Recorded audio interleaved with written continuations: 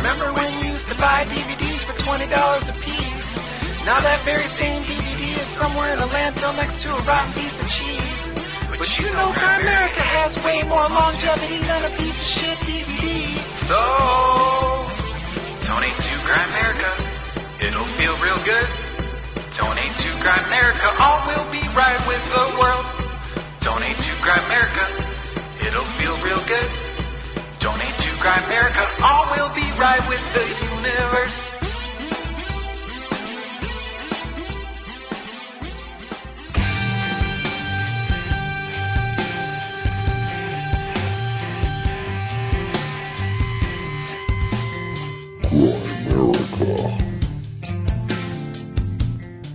Ben Rich in 1994. Ben, how do they get here? How does the propulsion system work? And Ben turns around and says, well, I'm going to ask you a question. What do you know about ESP? Jan Hartson says it means everything in time and space is connected. Everything's one. It's all connected. And that's how it works. Okay, guys, welcome back to the Grimerica Show. We are going to be chatting with the one and only Grant Cameron again a little bit later, and Red Pill Junkie joined us as well. And as usual, Grant manages to squeeze probably 4 hours of convo into 3 hours of airtime. So it's another good one. But, of course, first, as always, the one and only Graham Quick-Witted. Download. How's it going, buddy? Yeah, I'm okay. I'm actually excited about this one because I think this Grant Cameron episode could be one of my all-time favorites. It'll end up being one of them for sure. Figure? Yeah, there's some really new, interesting stuff in here. And, of course, we talk about Grant's new book, Charlie Red Star, that's been around for decades, and then he's finally published it. Yeah. And, just the link to the South American sightings and his book in that way. And then there's also interesting stuff about the government and the CIA and meetups. Yeah, it seems like portals. Yeah. Oh, man. Interesting. It's like a spy novel. Yeah. Totally. It's like Ephraim's book. Yeah. Like Ephraim's book come to life. Yeah, and he knows so much about it. That's good. Maybe Ephraim's our handler. Yeah, maybe. Made it seem like we found him. Yeah. Right from the beginning? Right from the beginning. The handlers usually come around later, not the first show. Right away, they were like, fuck these guys. Well, the website had been around for a while. So, yeah, this is a fun one.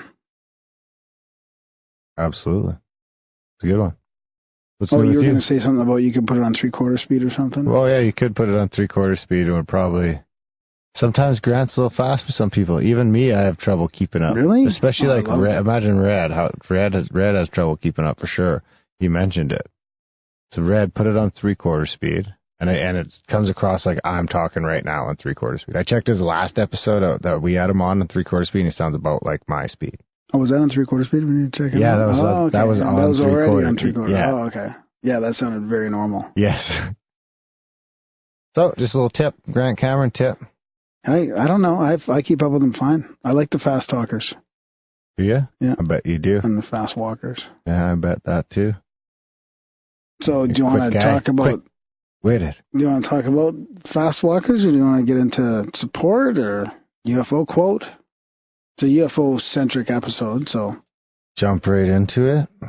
Into what? UFO quotes. Sure. Dan and Graham going deep. It's a profound UFO quote of the week. Words to ponder and critique. It's a profound UFO quote of the week. All right, so this one is Colonel Holloman brought out a piece of what appeared to be metallic debris. He went on to explain that this was material that had come from a New Mexico crash in 1947 of an extraterrestrial craft. And that was discussed at length. I got an opportunity to travel with the president, Eisenhower, and he was very, very interested in what made the UFOs go. But what happened was that Eisenhower got sold out. He realized that he was going to lose control of the UFO subject. He realized that the study of these technologies was not going to be in the best hands. That was a real concern. And that was General Stephen Lovekin, U.S. Army. That's from Disclosure, page 230 to 236. kind of fits in with that Eisenhower warning of the military-industrial complex. And he's like, well, I was going to get into UFOs, but it got a little too dangerous and it was going to get out of control, so I just backed off. So beware of the military-industrial complex. Who said that? Eisenhower? Well, he didn't say what I just said. I'm just saying he did that famous speech of him, be wary of the military-industrial complex. I've heard that speech more times in the last 5 years than ever, or last 2 years than ever. That's right. So, what do you think? I think it's always been like that. Throughout history, it's always been more times in the last 2 years than ever. No. Starting in like the 70s. No. No, just recently. Because it could have been very minute at the beginning, and then it just slowly, because before you'd have to have it on like a VHS tape. Hey, I got this Eisenhower speech on a VHS tape. You'll find it's worn a little thin. I don't think so. No? No. No. Just wondering. What else you got? So maybe I'll do something. Okay, there we go. Wrong jingle.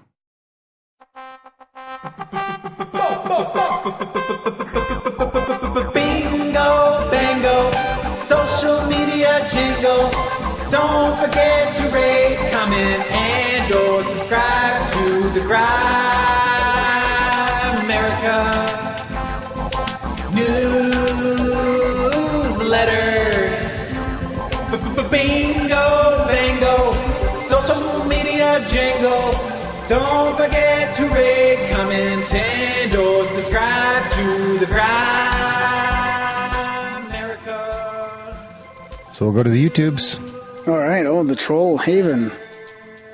This should be fun. What do we got?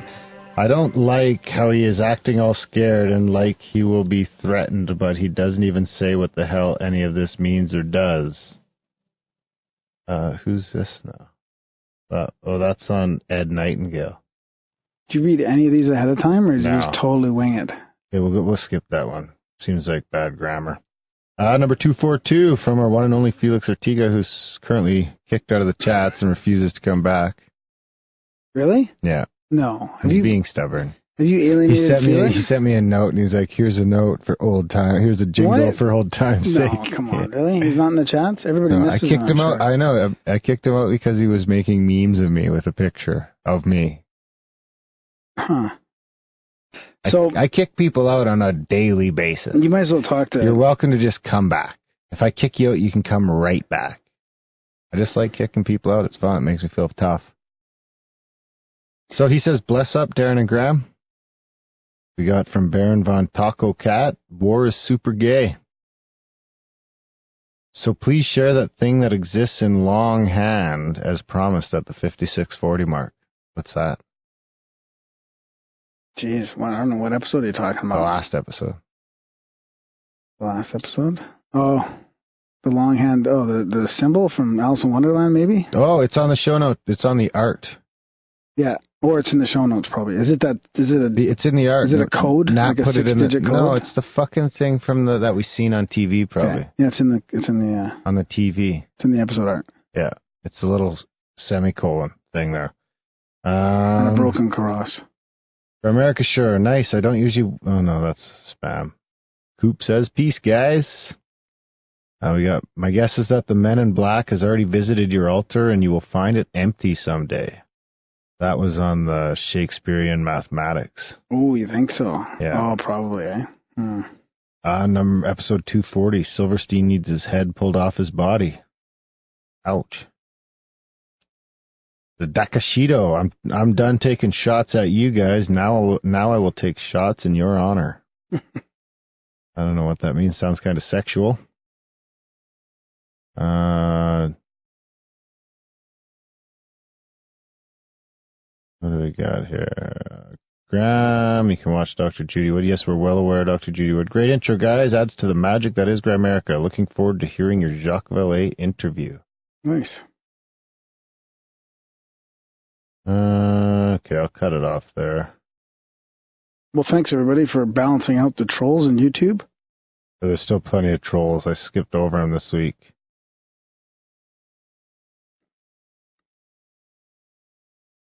Well, I got an email here from sort of the CSETI group. It's explaining some sightings and some pictures. There we go. Come on, no, just turn it down. Come on. Enough jingles today already. Jesus. Feel good at this one. No. We call it CSETI. Picture tents and camp and meditate and look at the sky. Okay. It's too much now. CSETI. I can't handle it. It's too much. I want an actual song. I don't label it like that. It's just a CE5. You labeled it. I know. I didn't mean to. So there's some pictures here. Pictures? Yeah, as well. Some interesting things. So I'll read it to you. Okay, go. So this is forwarded on from Celia in our CSETI group. And it's from Deb. She was out here in Calgary. That's when I first saw the flash bulbs, was with Deb, and when she came out with her group.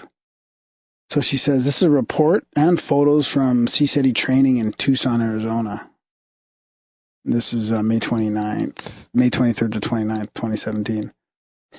Very eventful. Now, keep in mind, this is my disclaimer. When they say ET, right? Yeah. Who knows, right? That's their interpretation of it. Think Jesus? Very eventful. Small groups interacted face-to-face with shy, timid ETs, i.e. a hunchback Grinch-like or Kokopelli-like figure, 6 foot tall, no clothes. He tiptoed away shyly while maintaining eye contact with 2 women and 1 man, and then disappeared after 3 steps, i.e. went interdimensional. Sounds like a 3-way. If you look up Kokopelli on Wikipedia, all I can say is V, one of the women, was definitely the village beauty of our group, and she was one of the first who saw the being. There's another story from the Hopi culture that talks about Kokopelli being a hunchback member of a village who tricks the village beauty into having sex with him. On another night, one person experienced a 3-hour interaction with something that appeared to be a red light probe, the only aspect that was permitted to be visible, gently coaxing it to come close until dawn. It came about 20 times, about 20 yards away. When he lost interest, the being went back to its origin across the valley. When he met everyone for breakfast, he realized he could hear and did not have his hearing aids on. Overwhelmed by emotion, he openly sobbed in front of everybody when he realized the healing he had received. Wow. I haven't read all this, actually. I got a photo of an ET being behind a woman, probably the ET ambassador assigned to her. She can relate a long narrative of sensing the presence of this ET being and was also overwhelmed when the photo confirmed her perceptions. Another photo was taken of an ET coming through a portal behind Stephen Greer. Big, redhead, Jedi Knight-like tunic with a high collar, his hand near the location of a knee. So some of these pictures are down below here. I got at least one good photo per night in terms of lights in the sky. The most I ever seen that were witnessed by all people. First night, 4 gold orbs in a straight line for just 2 seconds, just as the group was setting up circle. The next night, 1 gold orb seen by most who were there, again while setting up circle. I myself saw more phenomena than I'd ever seen before. Gold orbs on the horizon, ET gold red craft beaming into the forest below, ruby red light blipping in high in the sky, red gold orb, 1 inch across at arm's length, blipping into the forest at sunset. Actually, the guys I was with last weekend, I see red lights in the forest a lot. On 2 nights, we had an equilateral triangle of satellite lights traversing the sky. Where have we heard that before? Probably a large triangle craft about 800 miles across. Innumerable lights blipping in immediately around the group in our circle, plus a daylight disk as the sun was setting. One couple arrived as the sun was setting before everyone else and asked me to take a photo of them. I took many shots, not sure how the smart camera was working. On the last night was the daylight disk. I did not see it when I looked. I did not see it when I took the photo. So, yeah, and there's a bunch of photos here, Darren. What do you think of that barrage of interactions? There's a couple orbs here. There's a little weird diamond-shaped illumination above the altar. There's that guy with the... It's like an entity. It looks pretty weird. How was Greer? What? I want to know how Greer was. Okay, Jesus. Did you talk about that? Dr. Greer said this was one of the most advanced group of participants he has ever worked with. The groups have been getting better and better in the last 3 years. After the field work ended at 1 a.m., many people partied until dawn. Lots of partying, talk, wine drinking happened within the group. Most of the people present had a direct sense of the ET ambassador that had been signed to them, thankfully. I was off-site at Cherry Valley B&B and had my own casita.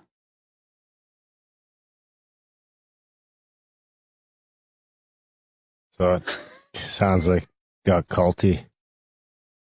Why? Because they just stayed up and partied a little bit? So what? I think it's Greer's. I think there's more activity happening. Why so? would our group be getting more Greer's activity? Getting some activity. No, really though. Well, it's happening. I think it's increasing. So? Do you think it's just a location why we're seeing stuff? No. I've gone out so many nights before and diddly squat. I think the mind's a powerful tool. There you go. You're coming on board, buddy. I think we're two different ball fields. Two different ships. In your perception, your mind is affecting another reality. In my perception, your guys' minds is only affecting your reality. Yeah, well, we all see some of the same stuff, but we don't see everything together. Huh. I could. You know what? I have an email here from Ponce. We could read that'll get us into the support segment of the show. Okay. Okay. Greetings, fellow Grimerica. Darren and Graham, forgive me, I have sinned. To spare each other the anxiety and the belligerity, and for brevity's sake, I'll come right to the point. I have been cheating on you with no agenda. I don't blame you for introducing us. I am in love with her and decided she deserves my support also. The unfortunate reality is I had to split funds. I promised myself that I would remain a douchebag no longer with no agenda until I reached your seminal... No, he would remain a douchebag with no agenda until I reached the seminal 432 donation mark and then figure a way to donate to them as well. I hope this doesn't put me in poor standing. For real, though, I love you guys. Please forgive my shared fidelity. This being said, I still retain a monthly subscription. On that note, I would like to address the topic of subscriptions. For those who listen and have had some joy that D&G bring to your heart and haven't subscribed, it's time. Pay up, fuckers. Open up that monthly subscription. I love how he slips in making fun of you and the way you say open. An open society. Yeah. If they make you laugh, if they make you cry, why not go out and type grimerica.ca/support? It's not that hard to do. I ended the douchebaggery after overcoming colossal flaming mountains of PayPal fuckery. So he's got a couple stories here. Lucid dream.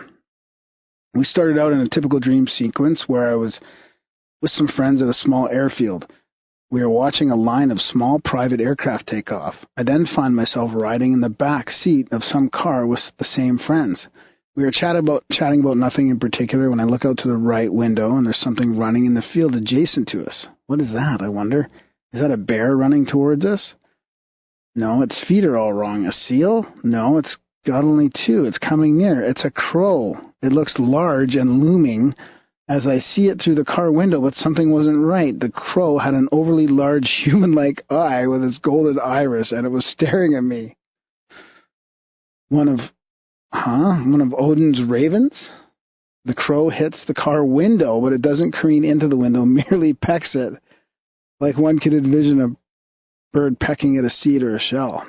I'm dreaming. I'm somewhere else. It feels like a campground, talking to a man in a black suit about my woes and difficulties regarding the patent my wife and I are working on. I was sitting at a table, fidgeting with a magnetic sort of tile fidget device where the pieces glide against one another and it can be molded or snapped into different shapes. The man in the suit was telling me that I was going to have to really fight to keep my patent, and I would likely have to fight it out in court. My reply to him was, "Do you know I am dreaming?" And that's when it evaporated, and I find myself in a work-related dream. It's 6:27 ITM, and I just got woke. Synchronicity, it's time for another installment of the Canadian third-party Synchronicity Rating Authority. I missed the synchro. What? He didn't. He said it was a lucid dream. He said, here it is. Okay, here it is. Ready? Is it real or a dream? What does that even... Thursday, August 24th, 2017. 2:37 p.m. I'm driving to another work location. I'm listening to the show, episode 235 with Dr. Scott. Is this in his dream now? Or is this a dream synchro? No, it's just a synchro, I think. So he's listening to episode 235 with Dr. Scott Colbalba. You guys were talking about grass-fed butter from the States. Time code 2802. Darren says, ooh, it's almost honey season again. Ponce will be sending us honey again. As it turns out, that very moment, my wife was paying for jars at the grocery store. It's the only reason she went that day, following a honey jar shit show she experienced at our farmer's co-op, where the only jars they had were honey for blue. Whoa, honey for blue? I just bought some blueberry honey. I don't know. When, today? No. Oh. I think... When, last month? Oh, last 2 weeks ago. Nobody wants blue honey jars. You can't see the color of the honey. It's in a blue jar. So there you have it. It has all the elements. The show, you and Graham, donations, support. I leave it to you, Darren. Well, I don't have the honey yet, and you downgraded your subscription.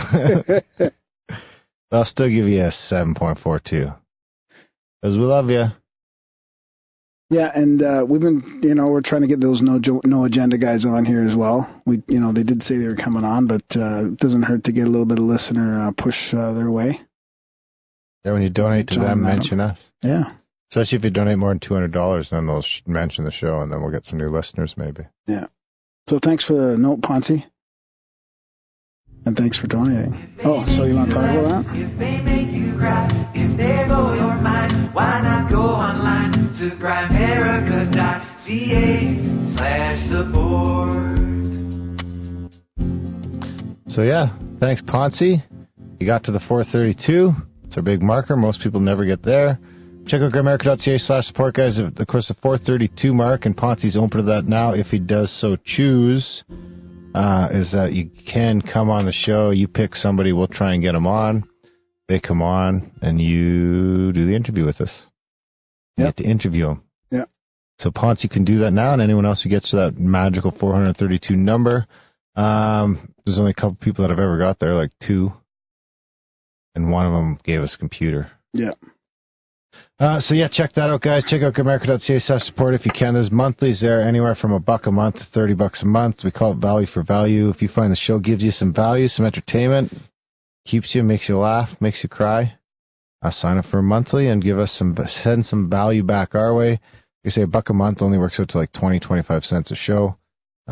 Start there if that's all you got. If you can't do that, if you can't even afford $1 a month, you can do a one-time donation. Tell some friends. Yeah, and if you can't do that, tell some friends about the show. That's the big one. Spread the show. We can't spread the show. We need you to spread the show. Yeah, email us. An army of marketeers instead of musketeers. Yeah, and send us your synchronicities and sightings and all that crazy spiritual awakenings and shit like that. And Darren, did you tell them about the Black Budget support feed then? Or? That's right. So that we've started giving people extra content, a little pat on the back for the people that support the show and have been supporting the show. Any donation. Keeping the show going for so long. So any donation or any subscription of any kind, I'll email you that URL. You copy that into your podcast player. If you don't have a podcast player, we can talk about that. There's some other options through the website. But that'll get you a new couple episodes a month. There's one coming out right away here about crazy conspiracies and shit with that gets Michael. Pretty good. That's pretty good. So we're doing an extra 2 shows a month there. So sign up for monthly, guys, if you can. We really could use the support. We don't do any ads. We don't do any bullshit. It's kind of a vow of poverty, but you guys can make it at least a little more comfortable. Yep. By signing up for a monthly today. And if you can't afford it, you can always send in great jingles like these. Yeah, they were pretty ripped. You missed the first part of it. I did, didn't I? Yeah. Okay, we'll start it over. So big shout out to Graham's calves. They were pretty ripped.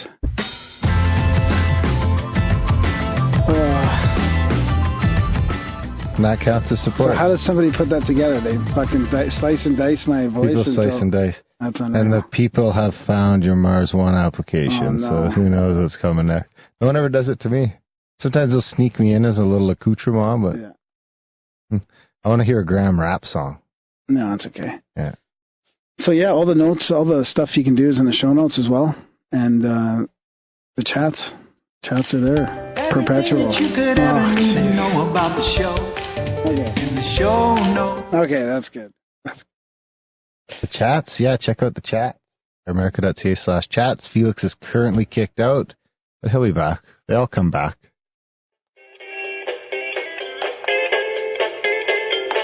Stop on by, stop on by, stop on by, stop on by, stop on by, stop on by. Head on over to the Grimerica chat.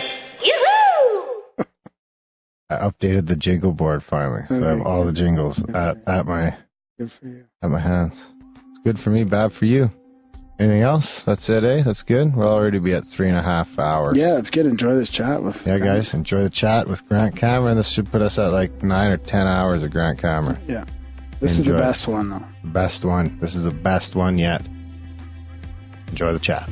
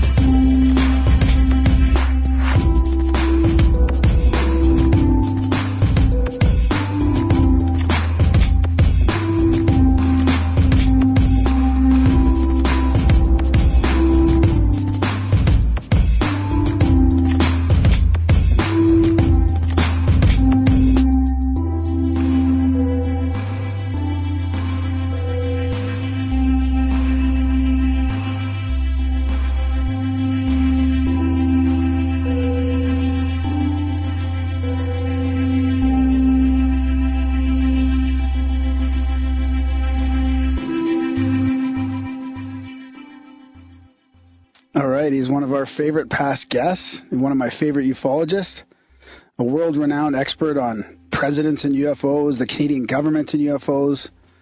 We talked last time about the music and download/alien connection, the relationship to consciousness and UFOs. So I think this is the third time you've been on the show. Grant, welcome back. We welcome Grant Cameron to the show tonight.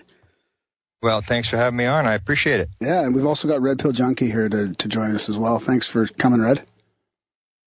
Oh, and it's a pleasure. I'm really excited to having the chance to talk with Grant. You know, I agree. He is one of the best UFO researchers out there. You know, ever since I listened to that interview that he did with Tim Binnall America, I think it was a 2-part episode. I was really hooked on with his work on both the presidential UFOs and also with the thing that we're going to talk about, his book, The Charlie Red Star Sightings. Yeah, that's what I was going to mention is he's just, he had those sightings back in the 70s, and we talked about that a little bit on the show, and I guess he's had that book. You know, you've had it sort of in the background for a while, Grant, and you finally decided to publish it. Yeah, I had it in the background since 1977 when I wrote it, and I didn't decide to publish it. It was a TV producer in Toronto who decided to publish it. If it had been up to me, it never would have seen the light of day. Really? Yeah, basically what happened was I had the manuscript, and I had all the sightings, and I ran around this town of Carmen, Manitoba, which is maybe about 25 miles north of the border, the North Dakota-U.S. border. Yeah. And gathered all the sightings. Because I was just sort of blown away when I first saw this thing fly in front of the car. It wasn't a light in the sky. It was an object right in close to the car. And I was sort of hooked, immediately fell off the edge of the earth, ran around, investigated this whole town and all these people seeing it, gathered it all together. And basically nobody would publish the book. And the one publisher in the big city where I live, where it was a famous story, said, Mr. Cameron, you may believe in this kind of stuff. Count me among the unbelievers. And at that point I said, okay, that's enough of sightings. It's a total waste of time. And basically what I did is I gave the manuscript to my sister, And everybody's got one in their family who's like a hoarder, a family historian type, and she held it for, I guess, 30 years, 25 years, and then she gave it back to me and said, "Remember you gave me this years ago?" And I looked at it, I didn't realize I'd written the whole manuscript had basically been completed. I thought I'd done a couple of chapters, and I was just, wow. So this is in the days when optical scanning came in. So what I did is I did an optical scan of it and turned it into a digital form. And then I just kept it on my computer, and people wanted to read it, and I would let them read the manuscript. And so I did that for a number of years. And then what happened, there was a TV producer in Toronto who wanted to do a story on what's called Project Rama. This is two brothers in Peru, almost exactly the same time as my sightings. Their sightings started in 1974, and they started Project Rama in 75, and that's when all the stuff was going on that I was involved with. And so she wanted to read the manuscript, so I gave it to her. And she came back and said, "This is exactly what I've been looking for. I'd like to option this for a movie." And I said, "Yeah, okay, whatever." And so she said, "But it's got to be published. And I want to publish it through a publishing house, because usually I just self-publish my stuff." Yeah. And I said, "Yeah, okay." And so she went and negotiated with Dundurn, who published the book.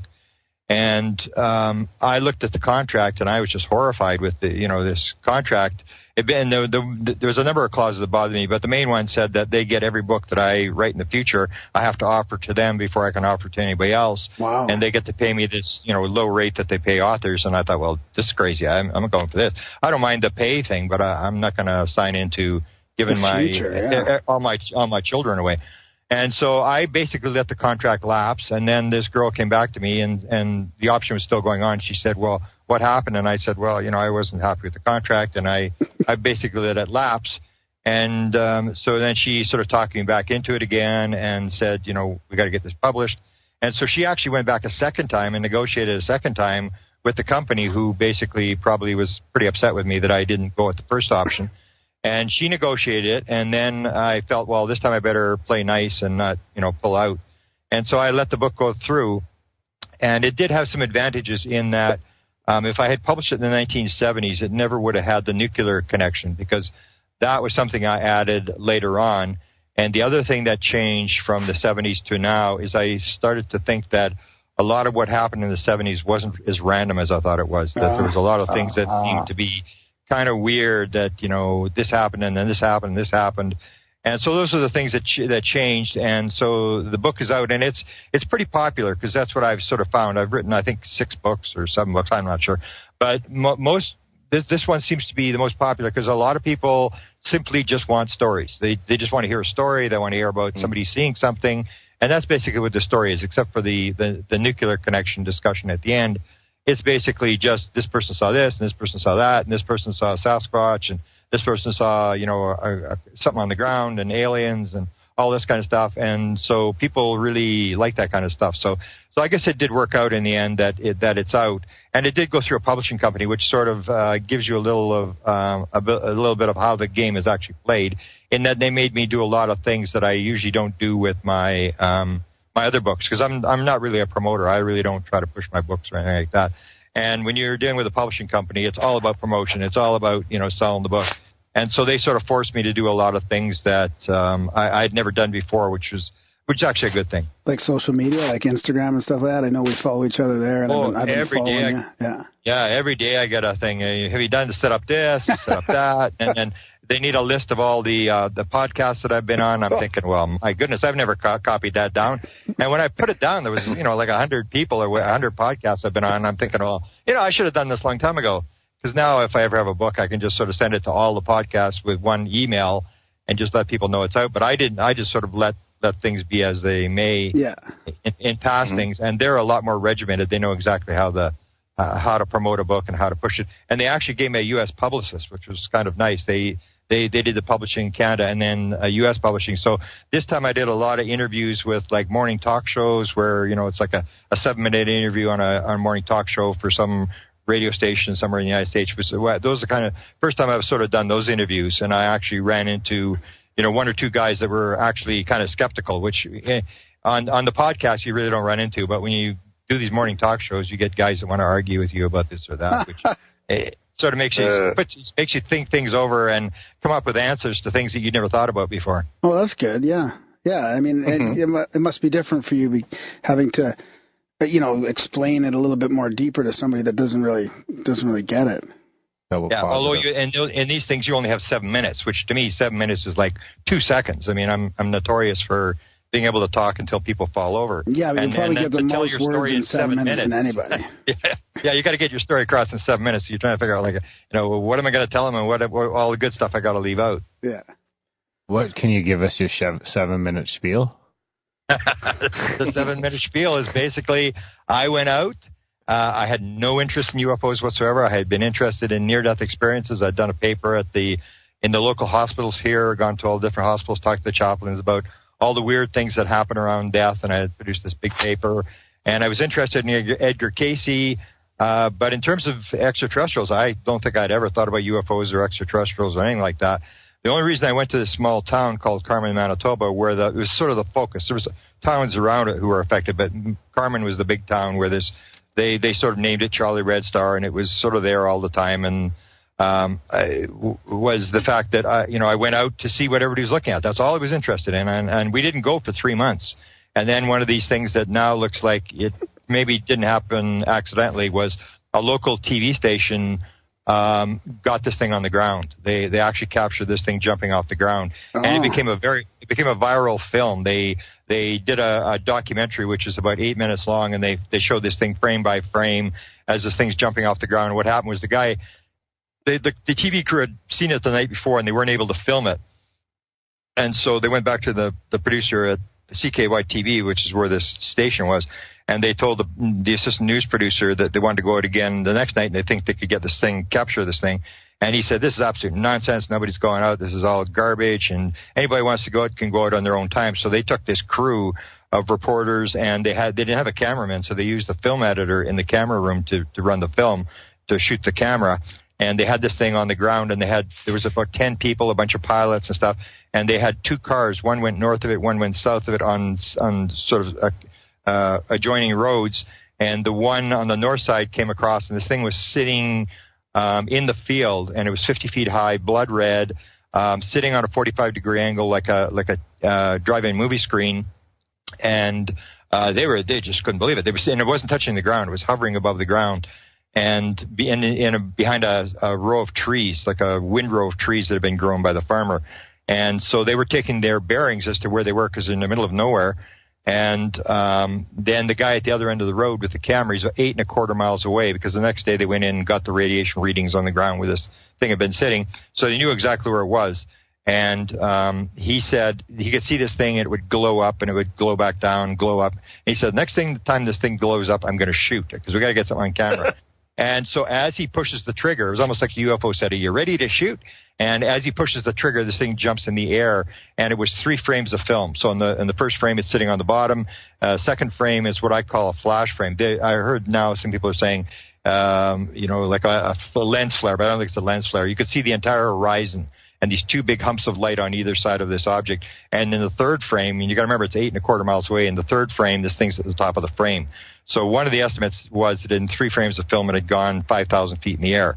And then it sort of flew across the sky, and when they slowed it down, as I show in the book, it flies in a wave formation. It's not flying in a straight line. It's moving up and down on a wave, and then it's going on a smaller wave on the big wave, and then it seems to be rotating, because it's sort of flashing as it goes through this wave motion. So it became viral. J.L. Hynek came and got 2 copies. NBC picked it up. They had to finally pay this guy who shot the film, gave him $100, told him to keep his mouth shut about the fact nobody had been paid. And when that film happened, even then I still didn't go out. It wasn't until 2 weeks later that I said to my friends, we used to drive around the city and do nothing. And I said, well, why, instead of driving around the city, let's go see what they're looking at.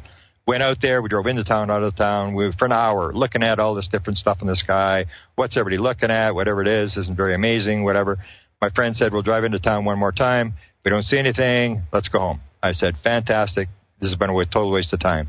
We turned to go back into town for the last time, and the thing came from the left to the right. And I always say my first lesson in reality and in UFOs is, if you have not seen anything, you can either believe or disbelieve. If you see it, you know. And nobody in the car said, is that what they're looking at? I wonder if that's what they're looking at. Is that what it is? And everybody just went, there it is. Everybody just instantly knew this was what it was, because it was just so bizarre and so close and so low to the ground and moving so slow.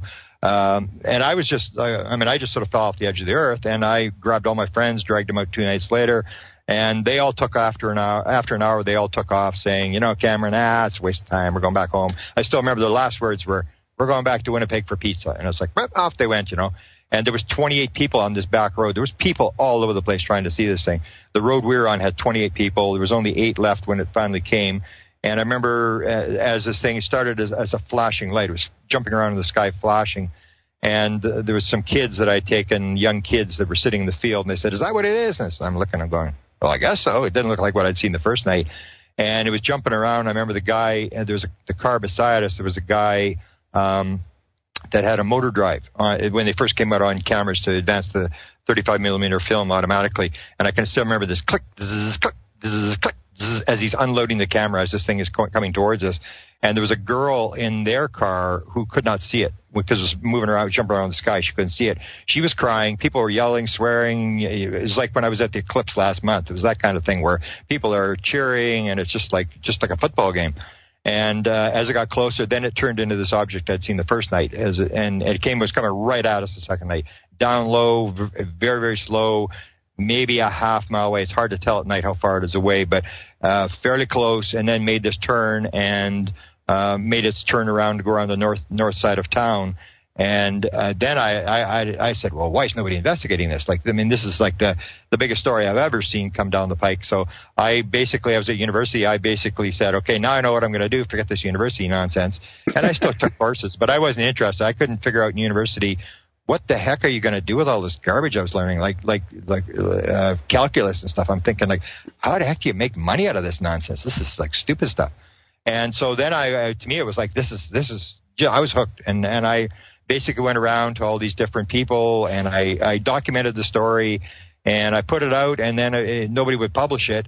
And as the rest of the story goes, it sat there, and it forced me to go, because all I was interested in after my sightings in 1975, 1976, and I really haven't seen anything lately until some bizarre thing I saw last month, but really haven't seen anything since. But it forced me to, all I was interested in was, what had I seen? I'm just a guy on the prairies, no expertise at anything. And I'm thinking, somebody's got to know. Somebody has got to know what this is. And that's when I went to the Canadian government and the former president of Penn State University and up to the president. And it was like, when I got to the president, I'm thinking, well, he's the most powerful guy in the world, and this is the most important subject. Surely he knows what's going on. And that's why I went through that whole route. And now I chase around the head scientist for the CIA and a former CIA briefer and all these different people. And it does appear to me that there are people who have these answers, although they're not being very open about what they've got. But it led me to this sort of chase, and I think I know I've got an answer for 1975. I'm content with what I've seen in terms of its reality and some of the answers to what actually might be going on. Well, you got 30 seconds left. You did it. Yeah. 30 seconds there you is go. fair. He's practiced. That's good. So now the movie, or is that what she was doing? A movie with Rama and Charlie Red Star together or something like that? So is that going to happen? She was trying to get this thing financed in Canada, and nobody would finance the movie because it was a Peruvian movie. And they said, well, we don't care. I mean, who cares about Peru? And that's why she got my thing, was it had a Canadian angle to it. So the way the movie was going to go was going to start with my sighting, and I was going to be a reporter. So they're going to start this thing. And the movie was it was all written, and they've got the trailer. She was going to send it to me last week, and I haven't seen it yet, but they had a trailer ready for this thing. And so the reporter would do the Carmen thing and all the sightings there, and all of a sudden he would discover Rama in Peru. And it's just the most bizarre thing. I phoned her back because she got very sick, and she actually blamed it on this movie, because if you know the Rama story, it gets very ugly. These two brothers are fighting, and there's all this division and stuff like that. And so she thought this was just even though it was a very interesting story, that it was such a dark story that she actually got cancer from this. So she sort of dropped the thing and she put it on the shelf. And then what happens is it's so bizarre how this happens. This happens last month. I'm going to Mount Shasta. I don't know if you've ever heard these stories about Mount Shasta. Yeah, well, I wanted to ask you about that for sure. I can't wait to talk about that. Yeah.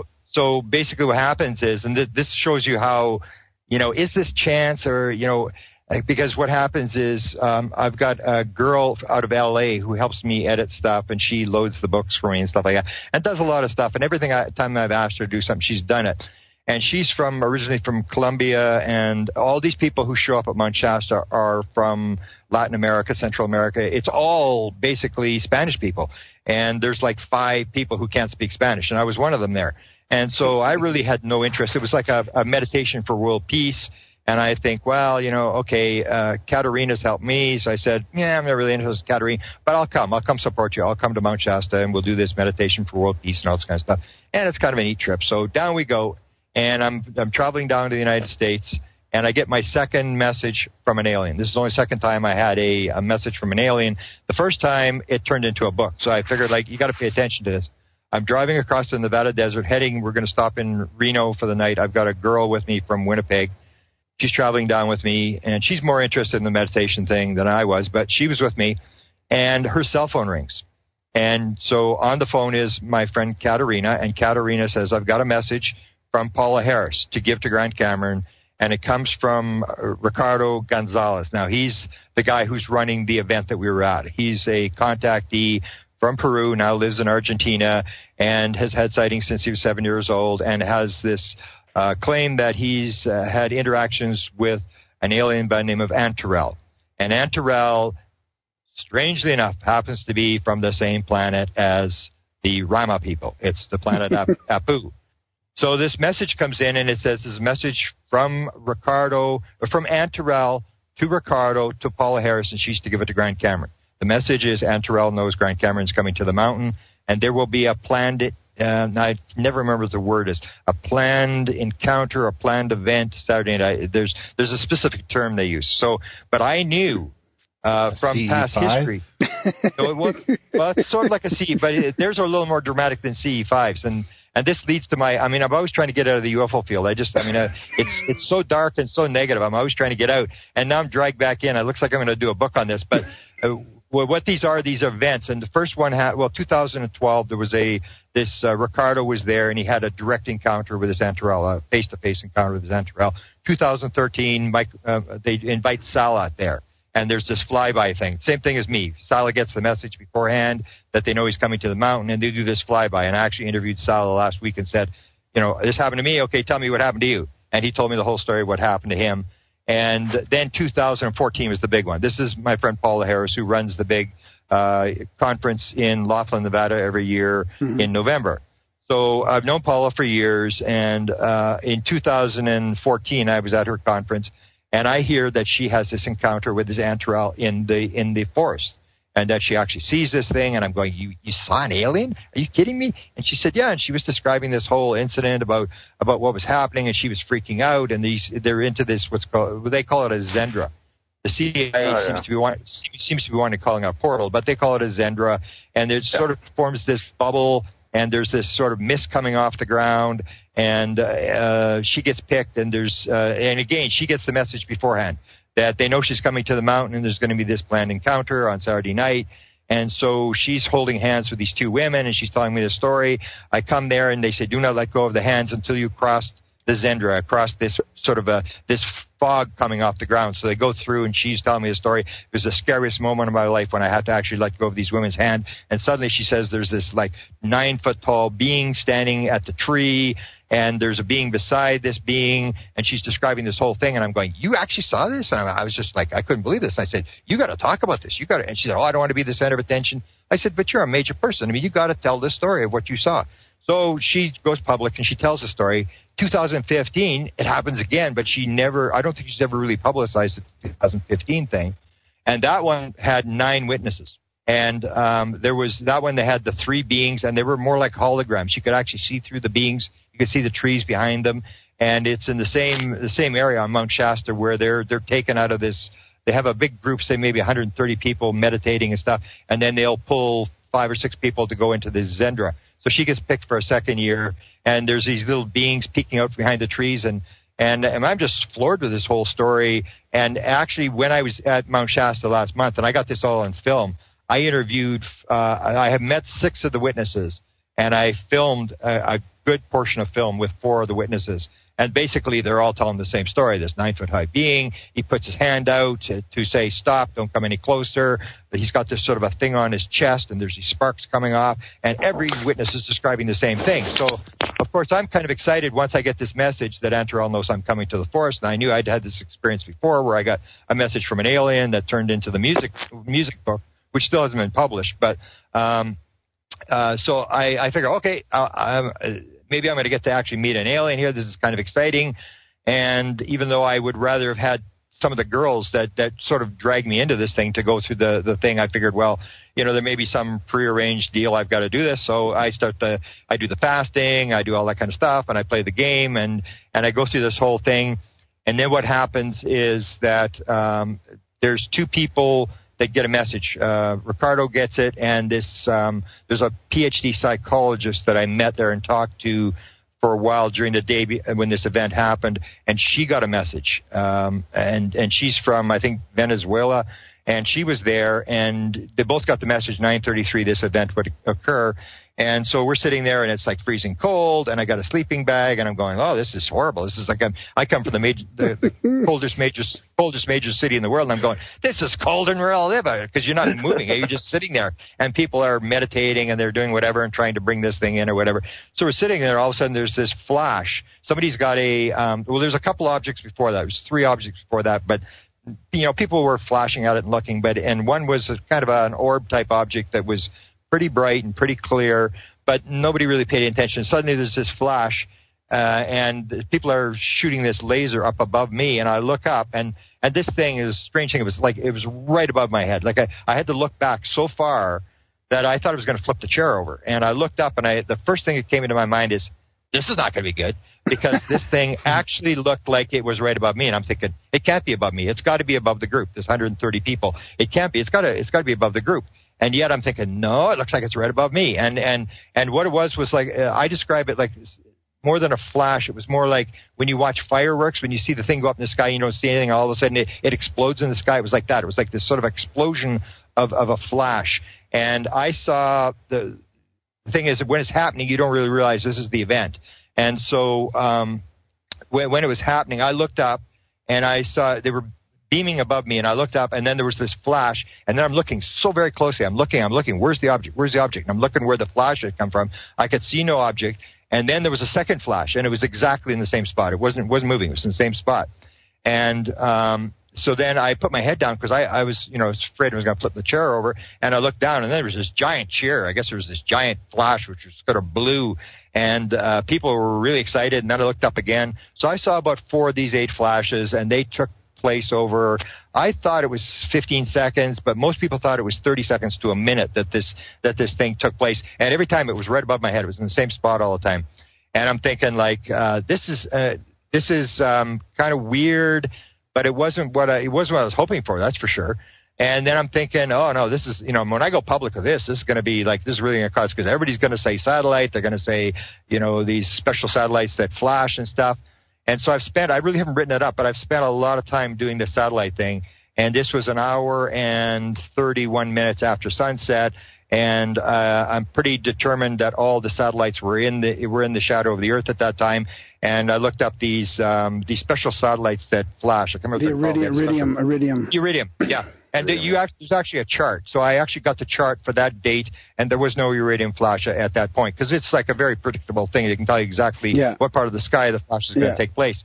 So that's basically what happened. The most amazing thing was during the day when I got these people for the 2015 thing, and I'm interviewing these people, and my mouth was just hanging open, because they were absolutely saying the same thing, and most of them couldn't really speak English that well, and they were very much. And the one guy said, "Well, is this the first time you've seen it?" He said, "No, I've seen it before. I've seen him before."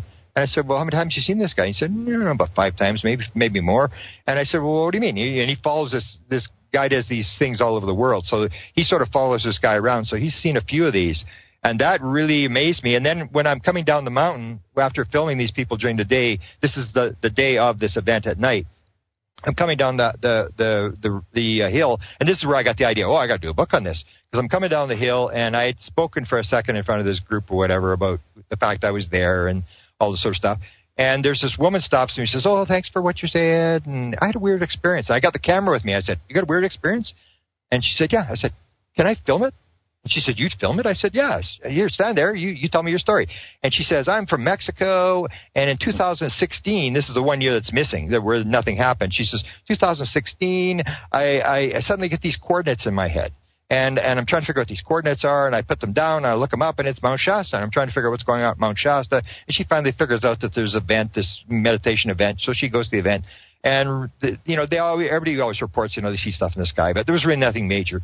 And she goes, there's this crystal shop that the girl I was with is into crystals. So we were in this crystal shop all the time, which is at Shasta City down at the bottom of the mountain. And this giant crystal shop they have there. And she tells me the story. She's in there, and there's this female alien, 6 foot tall, that's with this Antarel. She's sort of the commander of the ship. And this woman's telling me, straight-faced, from Mexico, she was in this shop, and nobody noticed her. She's walking around to this shop, and she's trying to get her friend's attention. I'm going, man, I got to record all these stories, because there's 2012, 2013 with Sala, 2014 with Paula and 6 or 7 witnesses, 2015 with 9 witnesses, 2016 this Mexican.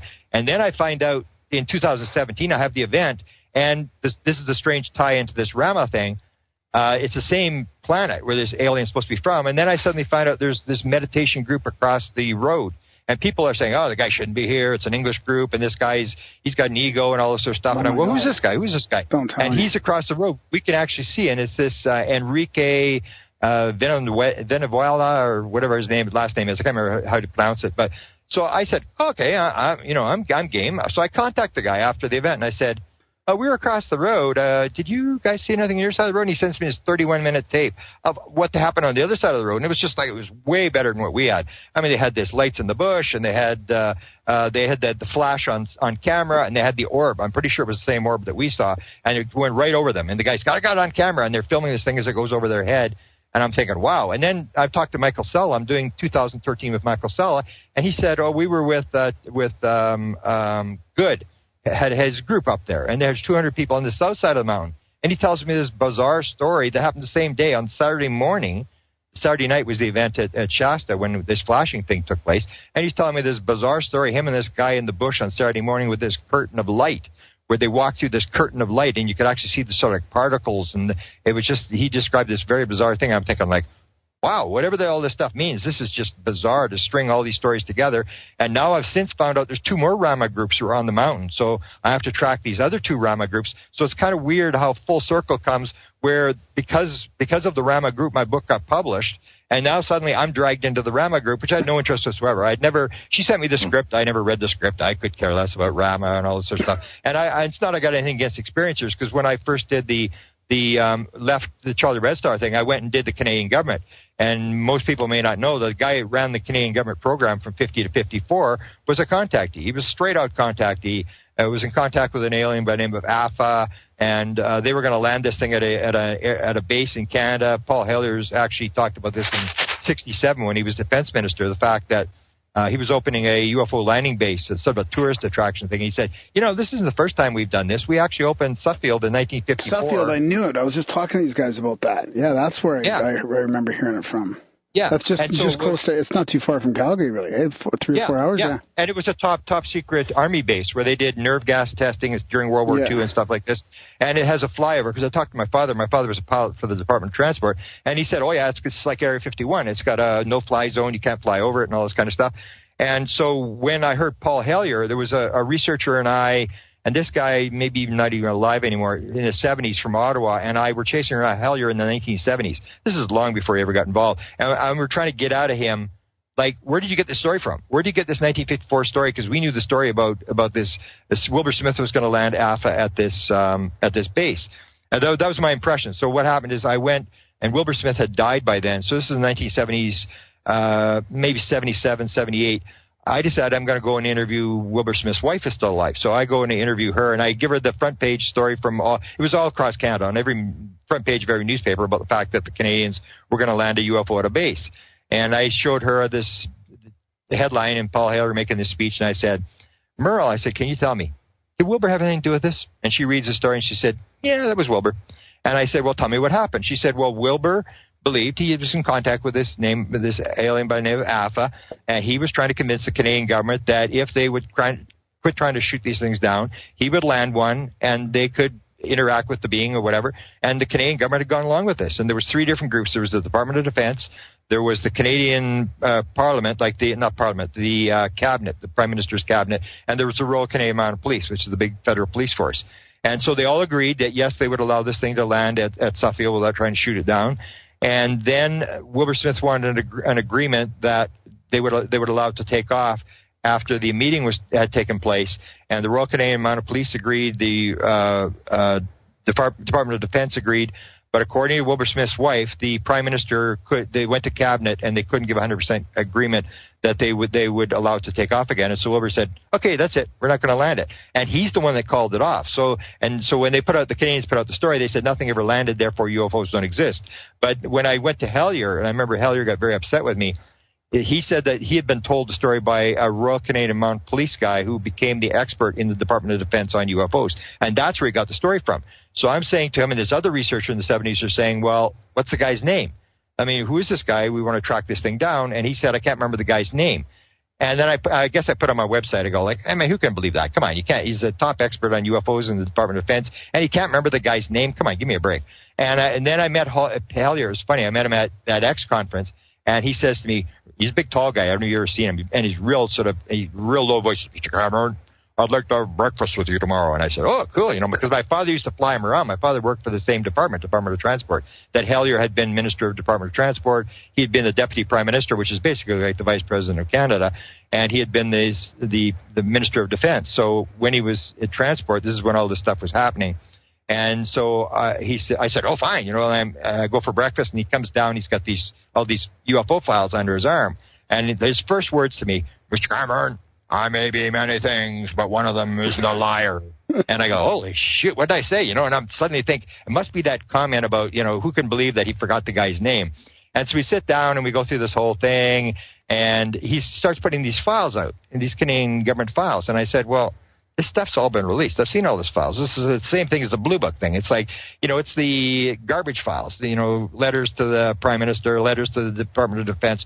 Who cares? It's garbage. It's like sighting reports and stuff like that. Where's the secret, the top secret files and the real classified stuff where you actually have departments talking about it and what the plan is and stuff like that?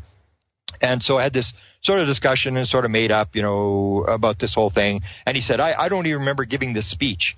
And this is kind of true. He said, these speeches are written for you. I don't remember giving this speech. I don't remember much of anything. When the UFO stuff was coming across his desk, this was in 66, 67, he said he was basically with the putting the military, all our military combined here. So it's a combined military. He's spending all his time doing that. And he said any UFO stuff that came across his desk, he didn't even pay attention. He had no interest whatsoever. It wasn't until he read the Corso book that he got interested. And that was because he had the Corso book, and he owns a bunch of cabins outside of Toronto. And he was there, and during the summer he reads. So he's reading, and his son-in-law comes and says, well, what are you using that garbage for? That's nonsense, whatever.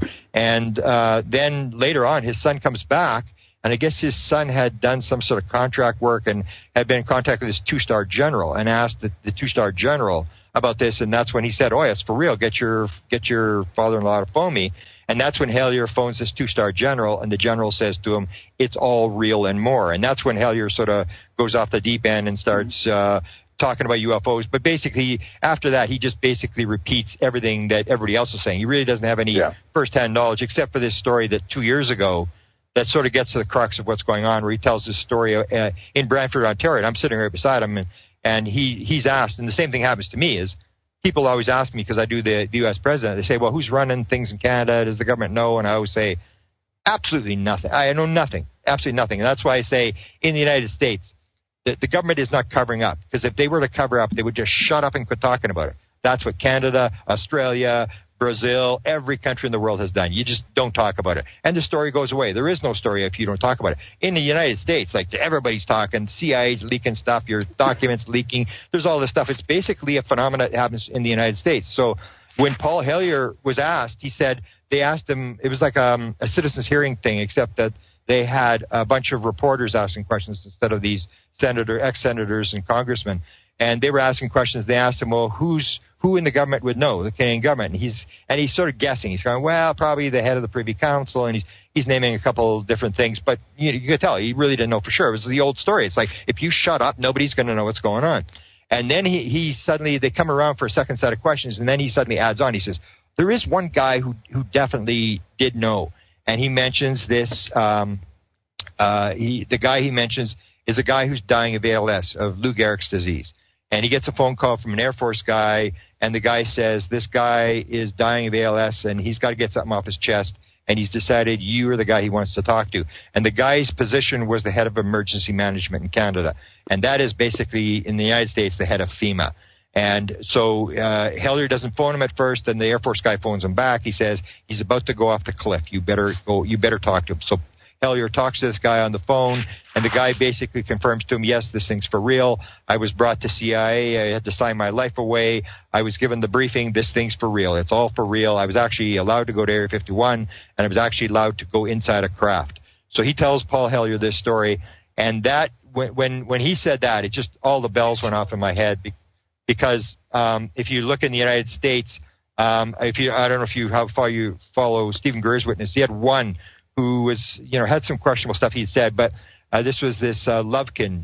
He claimed to be a general in the sort of civilian general type thing, and he told me the story. I interviewed him years ago, and he was telling this story because I'm interested in the president.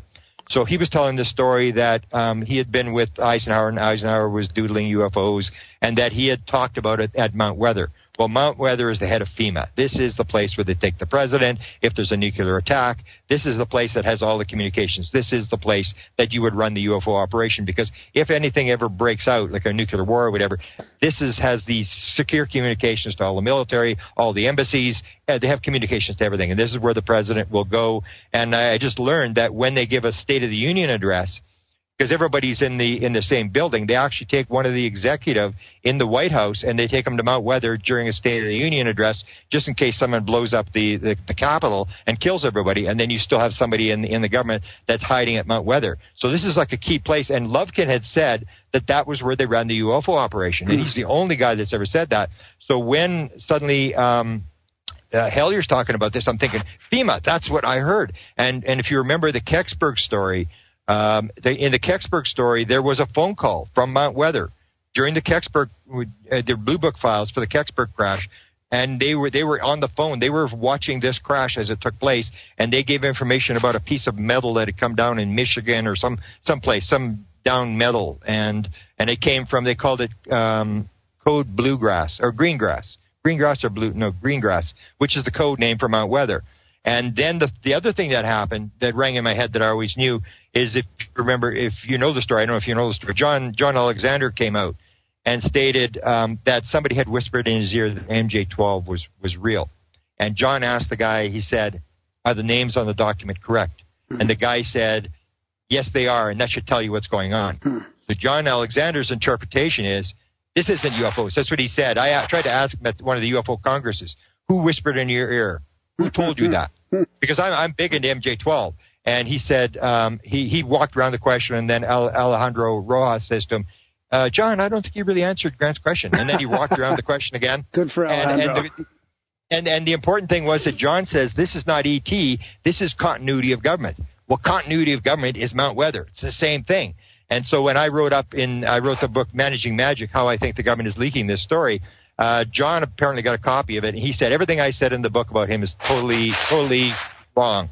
But that was one of the things I said about him is I immediately went to his book, because I said, oh, Mount Weather. And I went, and sure enough, John had talked to one of the officials at Mount Weather about UFOs. And I'm thinking, that's got to be the guy that told John Alexander that MJ-12 was real and the documents were real, and talked about this continuity of government.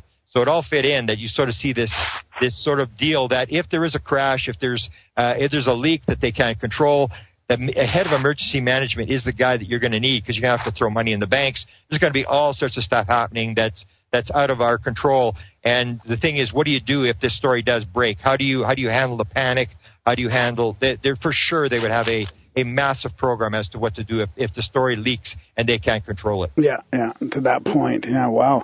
So I want to cycle back a little bit to your experience because it's just so, you mentioned it quick, and it's so profound because it reminds me of what we're doing out here a little bit in Calgary too. And there's groups all over the world that are doing either ET Let's Talk or like CE5s from, C-Study type stuff. But then it sounds like these people are doing something very similar too. And I mean, Mount Shasta is such a popular place for that.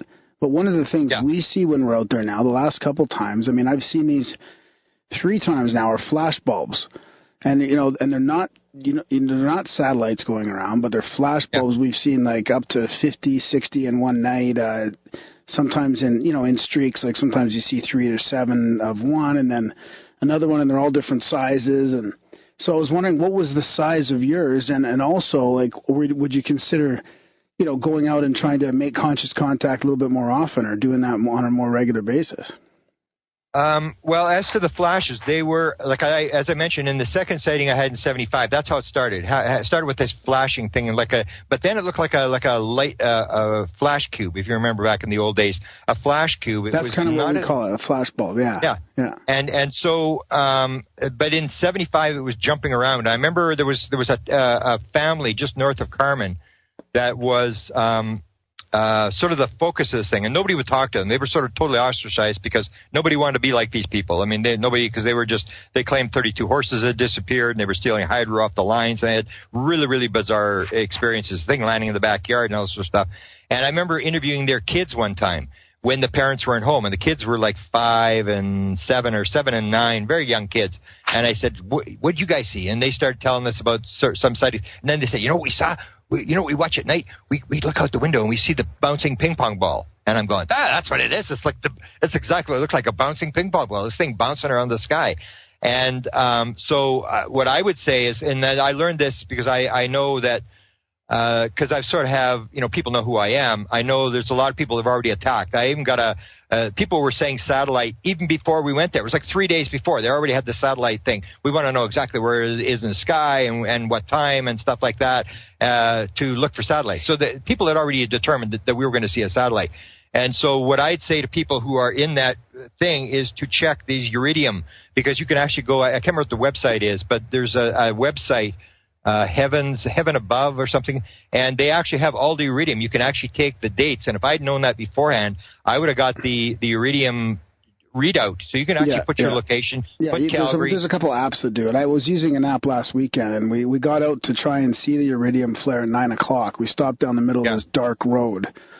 And we were all looking up. There was 9 of us, and we saw a couple like pretty bright shooting stars instead, but we didn't see the Iridium. And then when we continued onto our site, I mean, we saw flash bulbs, and you can tell they're not satellites. You see satellites up there as well, but I mean, we're seeing all kinds of things now. It's really interesting. Yeah, and what I also noticed, and I didn't realize this until after all these attacks took place, that satellites are only visible for like the first hour after the sunset. After that, they're in the dark. And this was an hour and a half that definitely you cannot watch the satellite because satellite are reflecting light. So it has to be in the west. So if it's in the west, it's still going to be sort of above the horizon and it's picking up light and stuff like that. But if it's above your head, this was directly above my head. And so then what it came down to is like most of the people who are attacking, it's like when I had the first sighting in 75, it's where I always make this point. If you are there, this is the only evidence we have, is the stuff you see. The people who aren't there, the people who don't know, are the believers. They say, well, we know and you believe. No, it's the other way around. Exactly. You're the believer. You have not seen anything, so you, based upon some scientific Sunday school story you heard or some religious Sunday school story you heard, you've got some idea of how the world works, that you can't have extraterrestrials here and stuff. You've already made up your mind, and you're just looking for sort of an out, but you don't have the evidence. It's like, I'm in the lab, and I see this, we're in the lab, and we see this, what's happening, and these people are outside smoking, or they skip school that day or whatever, and then they're going to come and tell me what happened in the lab. No, you're not. You weren't there. You have no idea what happened. And when I started looking at the satellite data, I saw that people were just grasping for straws, because at first they brought up the satellites, and I didn't realize until I think it was Sala mentioned to me that after the first hour, these satellites are in the dark, the low satellites. And I looked this up, and sure enough, this is true. They would have been right above me is going to be definitely in the dark. And then they came up with the thing that because it hadn't moved, I kept saying, this thing did not move. It was in that same spot, and I was looking for an object, and it didn't. So then they said, well, you're seeing a geocentric satellite. You're seeing one of these communication satellites. And, of course, you don't really think about it. You just sort of accept, well, maybe they might be right. And you suddenly realize one of these communication satellites is about the size of a person. Exactly. And it's above the equator, which is 35,000 kilometers. So the question is, you're actually telling me that this thing is the size of a person and it's 35,000 kilometers away, and you can see a person at 35,000 kilometers? Give your head a shake. Plus, anybody who's had I used to have a satellite dish in the old days when you could get free satellite. I had a satellite dish, and I never thought when they started attacking me on this thing about these communication satellites, is that everybody knows that when you point your satellite dish, you're pointing it into the south at about 32 degrees. That's what I figured Mount Shasta was, that these satellites would be at 32 degrees flying over the equator. They're going to be way south of us. It's not going to be above your head. And so all these things are sort of eliminated. But as for the sightings, I never really, a lot of times when I go to conferences, everybody wants to do these Skywatch things. And to me, they always are disappointing because, people are looking at, something flying across the sky, or even if flashing stuff, it's sort of like, man, if you guys had seen what I saw in 75, I'm going to bed. This is a waste of time. I mean, who cares about, some little light in the sky? I mean, the stuff I saw 5 up close in 75, 76. I had the 1, and I describe in the book. I was so close I was going to jump on it. I mean, there's no doubt that I was looking at something pretty strange and not from this planet. But the stuff that you usually see, like after the Shasta event, we went up to East Seti, and we saw and we saw a second flashing light, but it was moving. And even I said to the girl, when she spotted, I said, it might be a satellite because it's moving. I'm thinking, it's rotating or whatever, and it's flashing as the things come around. And I'll have to get the exact date we were there and look at the iridium thing, because the iridium ones are the only ones that really flash. The ones that are flashing up high are going to be very, very faint flashes. The iridium flashes are pretty bright. But so to me, I'm always very disappointed in Skywatches, and I always think, to me, it's always like people are asking, go to the zoo, and I mean, are the polar bears going to come out? Come on, we want the polar bears to come out. And to me, it's always like people they sort of lack faith, where they want to see something because they have some doubt that this actually exists. But to me, it's like there's no doubt this exists because I had these very close-up encounters. And then I guess I should tell you the last thing that was really bizarre. And I actually I was at a conference last week in Ohio, and David, the guy who writes the book on triangles. Yeah. He does the triangle book. David Marler? David Marler's there.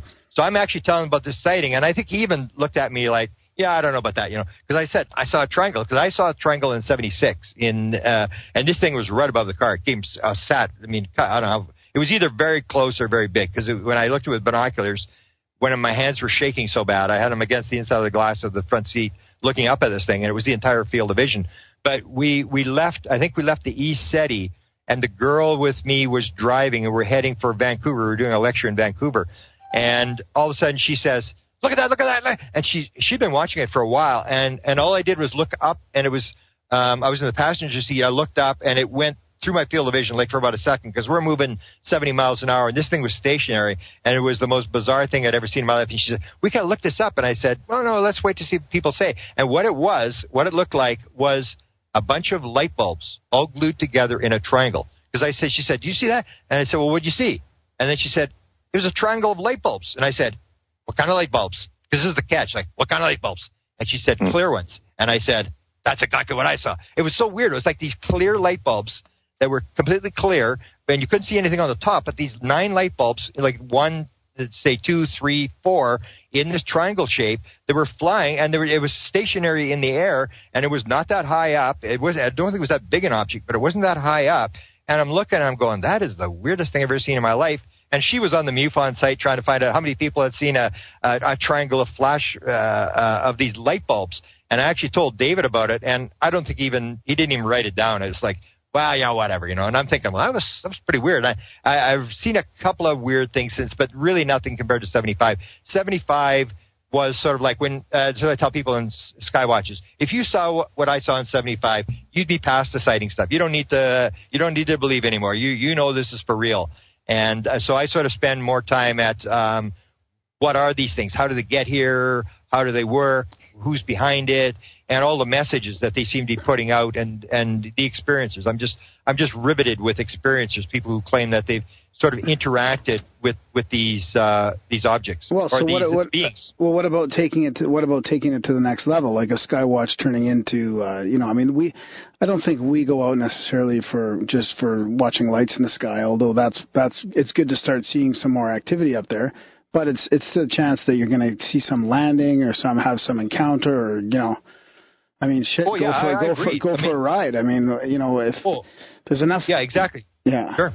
Yeah, but that's the thing, is that in all the sky watches I've been at, it's always just these lights in the sky. That's with the Shasta thing, because next year, like it was in the middle of August, and it was like freezing cold. Next year it's September the 8th, and I'm going back just in case the thing lands in the bush, because they had 3 of these landings in the bush, 2012, 14, and 15. Right. And then there was this message, the most bizarre thing of the whole thing. So I'm going back September the 8th next year just to see if it lands in the bush again. I mean, that I'd be kind of interested in, even though I'm really, I'd rather have the girl that dragged me there, because she's really big into this. I'd rather her go through. But, if I saw it, I mean, that would be the thing, sort of the highlight of my life, if I could actually see an alien, because I've never had any messages, like in terms of hearing anything.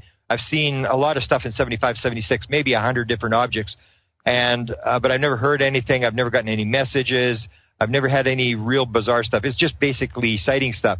So I would be, very interested in that, and that's why Shasta so much interests me, is that you actually have these things where, like Stephen Greer talks about, one's coming down very low, where people are very close to it and stuff like this.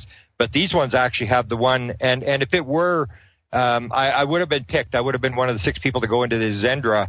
And then I told people, because there was a lot of people fighting about it when I made public the fact that I'd gotten this message. I made that public because they said we want Grant to make this public. So I made it public, and then this big war started. And some people from the meditation group were saying, "Well, this isn't a circus. We're not here to see the thing in the bush and stuff like that." And it's like, well, no, we're not there for meditation. If they had told me it was a meditation, if Antarel gave me the message, he would have said, talk about the meditation, put out the message that we're doing a meditation thing. That was not the message. The message was, I'm coming to the mountain and there's going to be a planned encounter Saturday night. That's the circus. That's what a lot of people are going for, is this, whatever happens on the Saturday night.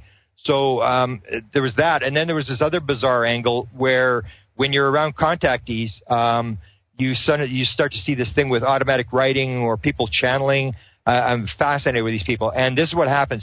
As this event, I'm watching this Ricardo guy walk around. I'm watching his reactions very, very closely as this thing's taking place. What's he thinking? He's looking up the sky. He's looking at his watch. And, is he nervous? Is he, because he's on the line. He's actually predicted this is going to occur. And so I'm watching his reactions. So as soon as this event happened, I still don't know if this is the event. It was very bizarre. And then he either says, I've got a message from Antarel, or let's see if there's a message from Antarel. And he's sitting 2 seats over from me. The girl that Katerina, who would actually drag me to this thing, was sitting beside me, and Ricardo was right beside her. Then the weird stuff started.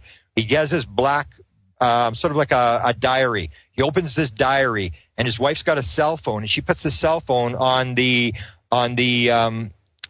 book, because it's pitch dark, and it's just pitch dark out there. And then suddenly his hand starts to write with his automatic writing. And the girl beside me said, no, he's channeling. I'm thinking, no, he's automatic writing. I mean, his hand was moving like a mile a minute. It's going across the page, and then next page, and turn the page, and he's writing away. And all of a sudden, the writing starts to go sideways on the page. And it's like, it's going up into the corner. And I said to her, can you see that? The writing's going sideways now. And then she says, oh, it's just the way he's holding the book. And I'm going, no, it's not. The writing's going sideways. And then it's going actually from the bottom of the page to the top of the page. And I'm going, why did I have my camera? I didn't bring the camera. It was almost like low on power. And I didn't bring it to the event that night. And I would love to film that, because it went on for, 15 pages. He's quickly writing this stuff, and then he stops and he closes the book, and he sits there sort of in a meditative state, and all of a sudden, boom, the book's back open again, and he's writing away again.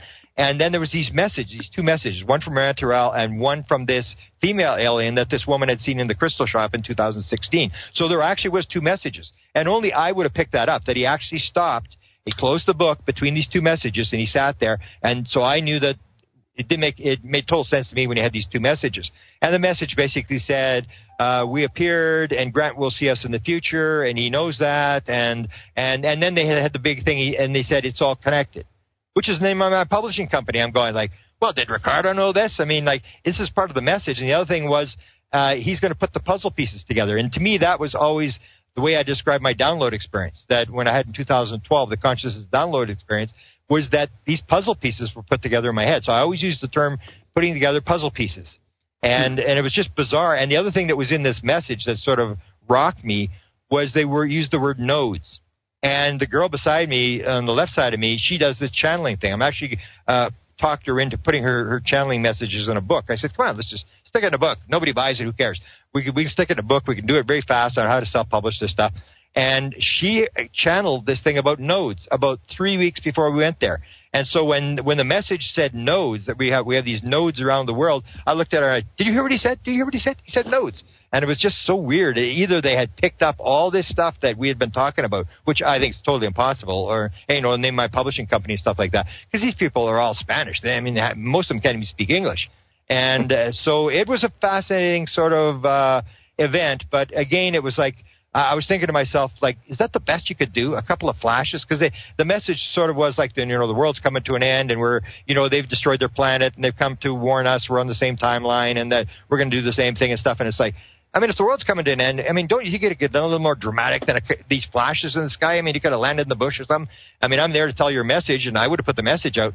So all I'm thinking about is like, oh man, I got to put out a stupid message about these flashes, and it's exactly what happened. One guy even sent me a warning. Has a big, huge Facebook site, sent me a warning, says, don't you dare say that this was alien, this was a satellite. And he's the one that said it was geocentric satellites. And here's this guy, like Joe Nobody, giving me a warning as to what I'm going to put in my report. It's just, people have such vested interest in what they think is going on. And the skeptics, they spend their whole day, it's like they got nothing better to do than read websites and talk about being skeptical and being as skeptical and cynical as they can. And it's like, it just sort of, that's another reason why I want to get out of the UFO community, because you have the conspiracy stuff, which sort of drives me nuts. It's sort of like this negative vibration that there's this evil government and this evil cabal and evil aliens and evil this and evil that. And we're all under watch. And I keep telling people, I've been in this 42 years. I've never been threatened, and I should be threatened. I went after the president. I confronted Dick Cheney on a radio talk show. I went after the head scientist for the CIA, and I've written about him in about 3 different books. And then the head one of the briefers for the CIA. If anybody should have been threatened, it should have been me. And I've had nothing. In fact, I've got the CIA guys basically actually wanting me to do stuff. Indirectly, he's putting messages to people that they sort of like what I'm doing. So, so I see this negative thing, and I figure, like, I'd like to get into consciousness and do reality. What's reality? How does consciousness work? What's the real world like, and stuff like that.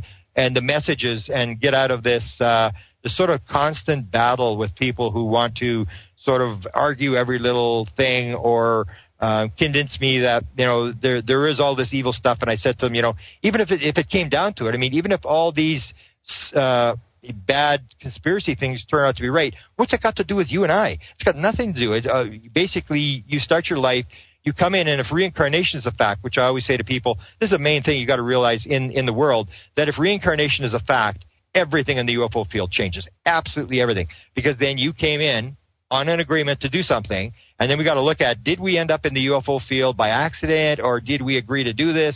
Have we got some sort of thing that we're supposed to be doing? And that's the way I sort of look at it. Like, we actually, I may have been on a soul contract to come in and do this kind of stuff, and that's why I chose to do that. So why I sort of fell off the edge of the earth, whereas my friends who saw us in 1975, this went on with their life, and I couldn't get enough of it.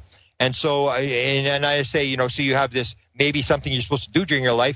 And when you die, you're not going to be able to say, well, I didn't do anything in my life, but, if they hadn't blown up the World Trade Center, and if they hadn't, covered up the UFO, and if my mother-in-law hadn't made me upset, and if the dog ate my homework, and they're going to call time out, because none of this stuff really has anything to do with you and I. Even if all this stuff is true, all you have to worry about is, what did I come to this world to do? And am I doing it? And that's, to me, is that's what I'm trying to figure out now is what is the mission? What is this whole thing? And what's my part in this, if I do have any part in this? Huh. Red? Wow. Where to start? Yeah, I've been reading about Sixto Paz and Mission Rama. Yeah. Ever since the 90s, in old esoteric Spanish magazines. I was under the impression that the entities they were in contact with were from Ganymede, one of the moons from Jupiter. Well, I'd have to check because I'm not an expert on Rama. I just sort of got dragged into this thing. I talked to Ricardo, and he said, "Oh yeah, I know of them, and but I'm not involved." I thought he said they were the same planet as well. I'd have to check, but that would be their base in this solar system. Sure. But I think they're talking about Alpha Centauri. Most of these people are talking about a planet in Alpha Centauri. I guess I'd have to check that and clarify where these beings. I just had the impression it was the same Apu planet. Mm-hmm. It's interesting because you read the origin story of Rama and Sixto and his brother.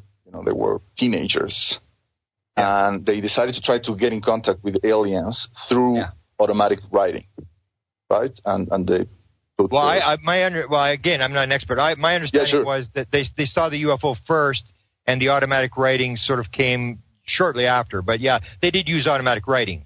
Yeah, and that fascinates me because, in the story of parapsychology, automatic writing was first used not to contact aliens, but to contact spirits. Yeah, oh yeah. So I'm trying to see these correlations, how using these psychic instruments, it kind of like gets revamped to our modern age. We're now trying to contact ETs in craft instead of, the spirit of a gentleman that died in the 1700s or something. And the thing that has always worried me with channeling is, how do we know these entities are not tricking us? Well, okay. My thing is that I don't believe evil aliens. I believe as the CIA that one of the briefers for the president, the CIA briefer, his name is Jim Semivan. He's the guy that's running Tom DeLonge's operation. He sort of explained it the way I understand it, is you manifest what you think. Your perception determines your reality. So it's like a near-death experiences. The same sort of thing happens. You run into these evil near-death experiences, good near-death experiences, or in lucid dreams and psychedelic researchers. I've done a lot of work on psychedelic research.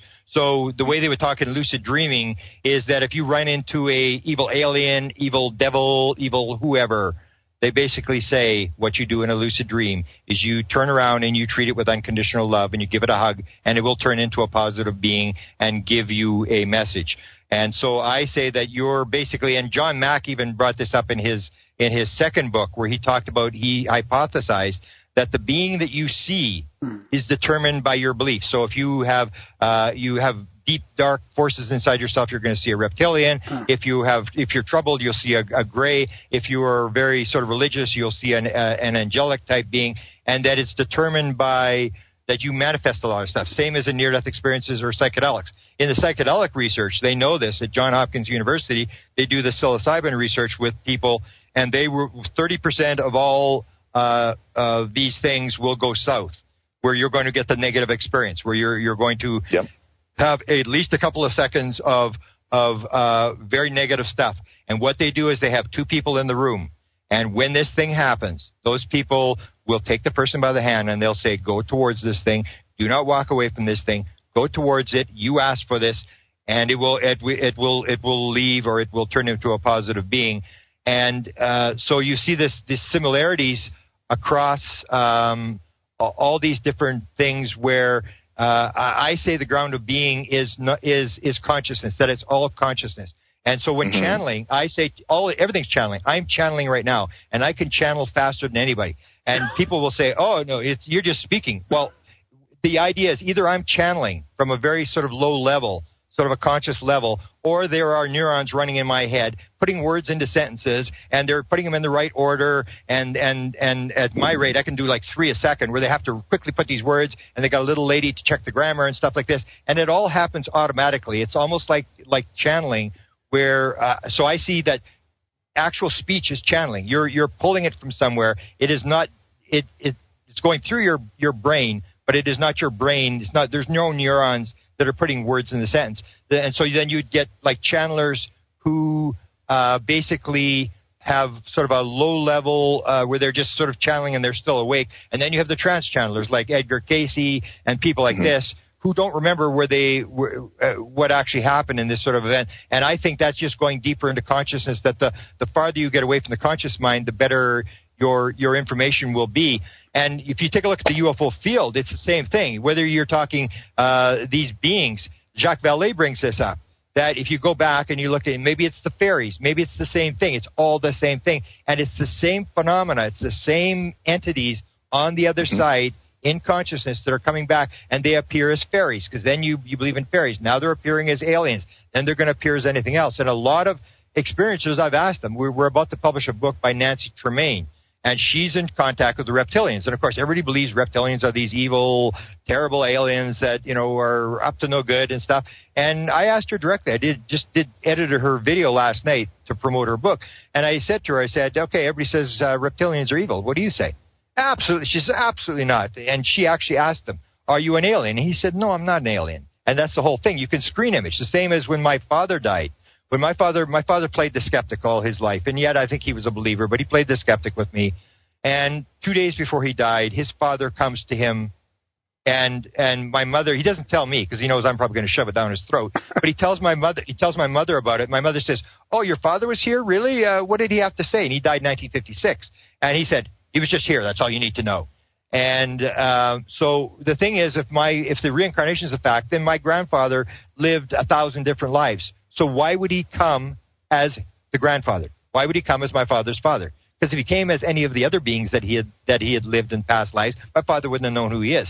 So you get this screen imaging thing, and it's all this screen imaging thing. They appear as different things. They appear as owls. They appear as deers. They appear as balls of light. And that's the other thing I talk about when you say, okay, it's an alien. It's an actual flesh and blood alien, and I'm going down the road with Jacques Vallée and saying, I'm going to be very surprised if this turns out to be extraterrestrials and spacecraft. It seems to be much more complex than this in terms of the fact that when you start looking at it, a lot of people will say they actually asked the alien and it wasn't an alien. And I ask every experiencer, and I asked Betty Andreasen, who's probably one of the longest ones to have contact with a being, 1946, and her husband, Bob Luca. I asked both of them the question. I said, Betty, tell me, and Bob, in 1946, you were dealing with this being, and there's always one being that sort of talks to them, and the rest of the beings do the work, but the one talks to them.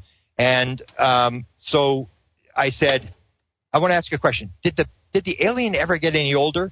And every experiencer I've talked to said the same thing. No, but the alien's a long time. They try to justify it. No, the alien never got any older. Betty Andreasen was like a 6 or 7 year old girl. Now she's like almost 80 years old. She went through her whole life, and these aliens, they're always the same. And John Mack actually describes one case where he's talking about the guy, and he said, oh, you saw this alien. Is that the first time you saw the alien? No, I saw him when he was 9 years old. Oh, that's the first time you saw him. No, I saw him when I was 3 years old or whatever.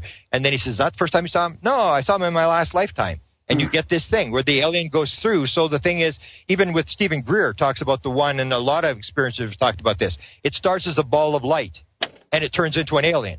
So the question is it a ball of light, or is it an alien? And if it's a ball of light, does it have bacon, eggs, toast, and coffee in the morning? The thing is, this may not even be a physical phenomena. It may be a phenomena where these beings are in sort of a higher vibrational frequency where they're not physical. They can come into the physical and take on a physical form, a flesh and blood form, but they can actually move back into that sort of thing. So people will say there's good aliens, bad aliens, good entities, bad entities. And I say that it's basically a manifestation of what you want, that if you believe in those kind of things, or, for example, in near-death experiences, people will see Jesus, and they'll say, oh, it was Jesus. And I said, well, which Jesus was it? Was it the American Jesus with the blue eyes and the blonde hair, or was it the Middle Eastern Jesus? Or if you have a near-death experience in India, you're going to see a Brahmin, and you're going to see this kind of stuff, that your perception determines what your reality is. And so I think a lot of this stuff is basically manifested, and I believe in the oneness concept. I say that is the number one message that aliens are trying to put out. 54% of all experiencers that have been surveyed by the free survey will say that they were talked about oneness. Oneness is the key. It's all one. That is, and to understand it at the absolute bottom level, that everything is connected, everything is one, and to say, okay, there's one, but then there's this evil stuff outside of oneness. I say, no, it's all still oneness. And I had 3 big experiences in my life. One was my first UFO experience. One was the 2012 download. And my third was seeing Dr. Michael Newton, who was a clinical psychologist who did 7,000 regressions, and he developed this whole theory about life between lives, where you do these 4-hour-long regressions, take people into the life between lives. And in there, it really goes off the rails in terms of the evil thing, because then you get stuff like Hitler, where Hitler does what he does, and when he steps off the stage, everybody applauds because that was his role. It's this whole idea that everybody's playing a role, and that even when you get things that you think are evil, that these things are actually good things. These are things that are wakening you up. It's almost like unless you have pain, you don't know you have a broken leg. Unless you have that everything plays a part. And because we want good, we say, well, we're the good guys and these are the bad guys. And so what I say is that separation is the cause of all that we call evil. That if you actually firmly believe that everything is one, everything's connected, which I think is the big message that they put out, the aliens are putting out, is the idea you cannot have an evil, you cannot have a war, you cannot have stealing, you cannot have if you realize that everybody's part of you, all the good, the bad, everything is part of you. And I can accept maybe, probably not in a couple of years, but right now I can sort of accept the fact that on an individual level there's good and evil. But what people usually do is they move it from there and they say all Jews are bad, all gray aliens, that's Tom DeLonge's whole thing. All gray aliens are evil, and we should use nuclear weapons. We should launch them up into the upper atmosphere and take these evil aliens down. And once you put everybody in a category that all Arabs are evil, or the Arabs say all Americans are evil, the great Satan, and that you can kill anybody and not worry about it because they're all evil, that's where I think these evil ideas sort of get us going down the wrong path. I think it's all there. And so when I would go into a channeling session or something, I would say to people, don't bother trying to protect me. I don't need the white light. I don't need anything. When I see something in that light and it is evil and it's whatever, I'm going to confront it with absolute love and I'm going to go after it. Or even there's an experiment done, I think it's in Edmonton. There's a woman who does research, and this is with lucid dreaming. And it's got to do with kids who play video games. So you have the evil thing. I mean, is there this evil force that you would run into in your dreams or in this lucid dream state? And what she pointed out was that when kids who do video games get into this state where they run into an evil being in their dream state or whatever, they go, really? There's an evil thing chasing me? Cool. Yeah. Let's kill it. And they turn around, and so it's all attitude. It's sort of like it depends how you react to what it is. And they use this especially in the lucid dream and the psychedelic stuff. They say if you run away, you will never get over it. It's like the PSD thing. You've got to face it. You've got to confront it.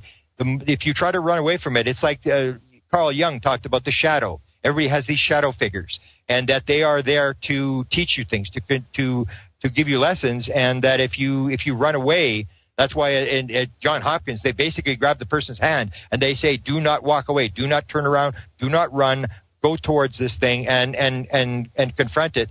And that's how they deal with evil in this sort of a dream state. And I say it's all consciousness, it's all the same thing. It's just that we're in a state where we don't believe those things exist. It's all, to me, it's all consciousness.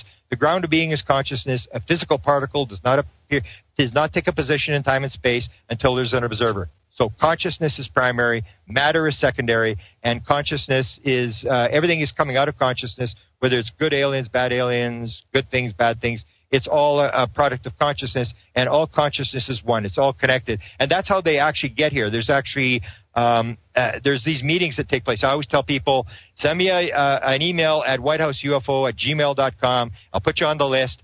The head scientist for the CIA, well, we think he's the head scientist, or one of the key guys. He's the guy that probably briefed Donald Trump and the last 6 presidents. His wife holds a go-to meeting, and now they're talking about this portal thing, and they're talking about all this kind of stuff. And to me, that's the thing that they're going to talk about. I think it's Friday afternoon at 4 o'clock Eastern. They're having a show. His wife suddenly wants to talk about, I'd like to talk about entanglement, particle entanglement. And I'm thinking, why would you ask us? Your husband is a PhD in physics. He run the parapsychology, the what they call the phenomenology desk at the CIA. The weird desk, yeah. The weird desk. And what people have to realize is that when the CIA calls it phenomenology, that is a hint as to what's going on. It is not UFOs. It's remote viewing, ghosts, parapsychology, telepathy. It's the whole ball of wax because it's all consciousness. That's the ground of being. It's consciousness. And they know that. And that's why when the Canadian government document said in 1950 that mental phenomena may be involved, the top secret Canadian government document said mental phenomena may be involved in flying saucers. That's when they started the MK Ultra stuff. That's when they started all that because they were trying to figure out how does consciousness work because they had a live alien in 1947. That's how the Americans knew to tell the Canadians in 1950 that mental phenomena was involved. Nobody was talking to aliens in 1950. Adamski and Williamson would not come forward until a couple of days after the detonation of the hydrogen bomb. Betty and Barney Hill would not become public until the mid-'60s. Nobody said they were talking to aliens, in public at least. And so, therefore, how did they know that mental phenomena was involved? Because they had a live alien. And they knew that the alien is telepathic and it gets in your head. And they went, wow, man, if we could discover how this worked. And so, of course, they threw every dime they had at consciousness, trying to figure out how this thing worked. Because if you can get into the Russian's head and go and tell Putin that he's talking to God and to straighten out your what you're doing and the Americans are great and all this kind of stuff, that would be the ultimate weapon. That's why they spent so much time on MK Ultra. It wasn't so much to brainwash people and stuff like that. It was to understand consciousness and the military applications of consciousness. So consciousness to me is the absolute bottom, and that's how they get here. That's where in these go-to meetings they're trying to get across this idea of portals. That they have these portals. Nodes? That there's what? Well, portals. They're calling it portals. And that they even go to the fact that Joe Firmage, this .com executive, I don't know if you remember him from the 1990s, he was big time into UFOs, sold his company, made hundreds of millions of dollars, and was fascinated with UFOs. And he was the guy with the new MJ-12 documents by Ryan and Bob Wood. He gave them $250,000 to research these documents. And he's now back on the scene. He sort of lost a lot of his money, but he's back on the scene. Him and Bigelow's involved, I heard, and people like this, because this is technology. And what it is this portal technology. Yeah, but what was that message that you got through, though? You got that message through two people, your friend, and that message from Antarel about nodes. Isn't that what they meant? Well, the nodes was in the message, but the nodes were, it's sort of like I thought they were talking about or portals, nodals. I thought they were talking about portals. It could be that, because there's certain spots on the world where they will appear, but the way I understand where the Zendra is, they create this Zendra. They create almost like a bubble in the forest. That's when they describe this mist coming up from the ground, that you're not allowed to let go of people's hands until you enter. Until you cross the mist, because then you're inside the Zendra. It's almost like they create this portal or this sort of a bubble. They call it Zendra, and then they come into this. There's an interaction inside the Zendra between the human beings and the beings. So what I did is I actually asked this question through somebody who was in contact with Ron Pandolfi's wife. Like Ron Pandolfi's wife runs these meetings. So I put the question to. I never directly deal with these people, but I asked the question. Ask the princess whether a Zendra is the same as a portal, because she's putting out the thing that she controls the portal, and they have these portals, and they ask people if they want to volunteer to go through a portal, and they're talking about this stuff like it's happening. And this is you got to remember, like whatever you believe, whether they're telling the truth or jerking people around, you got to remember that this woman's wife is the guy that runs the weird desk, and he's sitting in the. And he's sitting in the background. Now, he doesn't get involved in the conversation. So she's running this conversation. This is recent? Well, they've done this for about 6 months, and they have a meeting this coming Friday afternoon at 4 o'clock Eastern. Because I bug them. I've been telling people. I say, this is something everybody should watch. I don't really care what you think is going on here. But the fact that this woman... Well, how do you watch it? Well, it's on a go-to meeting. So if you send me an email, anybody wants to send me an email at whitehouseuFO@gmail.com, they usually release the link about 3 hours before, and it'll start at 4 o'clock Eastern Time. And their conversation this week is on entanglement. Yeah. And so my first question is going to be, your husband's a CIA, top-level CIA guy. Why are you asking us? Is this a subtle hint that this might be involved with portals? Because this is the whole thing I kept asking him. Like, how does a portal work? How does Joe Firmage in Salt Lake City have this back-engineered portal? Is it a material thing? How does it work? And they sort of play around with this thing. They really don't tell you. They're sort of rhymes and riddles and stuff like this. But they're basically hinting, and now the new hint is entanglement. And they talk about these actuators, that there's these actuators that they recovered one from Costa Rica, and they had one that was on an island just off of Georgia. And these actuators, and I asked the guy who put it out, I said, was this coming from Ron at the CIA, or did you think this up? And he said, no, it was me. But I think it may have come from Ron, and that was the idea that the actuator, what it does, it creates a vibration. And it creates this vibration, which is the portal. A portal is just a different vibration where you can sort of move through this into this other world. And they even talk about it on that line. And you got to remember, this woman, her name is Aliha Pandolfi, is Ron Pandolfi's second wife. And she runs the Kashmir Foundation. So she's not like some slouch. She runs this big Kashmir Foundation that runs around the world saving endangered turtles and stuff like this. She's got a master's degree, and she claims that she came in a pod, and that she's from the other side of the portal, and that she's actually from the other side of the portal. Wow. And they're not mixing words about what's going on here. And the idea that she had come, and her father was some big guy, ambassador to the Pakistan or something from Kashmir. I can't remember how the story goes. But she comes at 5 years old to the White House, and Ron Pandolfi has just graduated, and he starts with the White House. And he's friends with Ronald Reagan. He's running the Weird Desk thing. That's when he starts, from 83. He's been running the CIA Weird Desk since 1983. Wow. And that's just when the portal is given control to Ronald Reagan. So there's all this backstory of all this weird stuff. And then the daughters, had a 6-year-old daughter. Her name is Kashmir, which is the place where this all started, this sort of thing with Kashmir.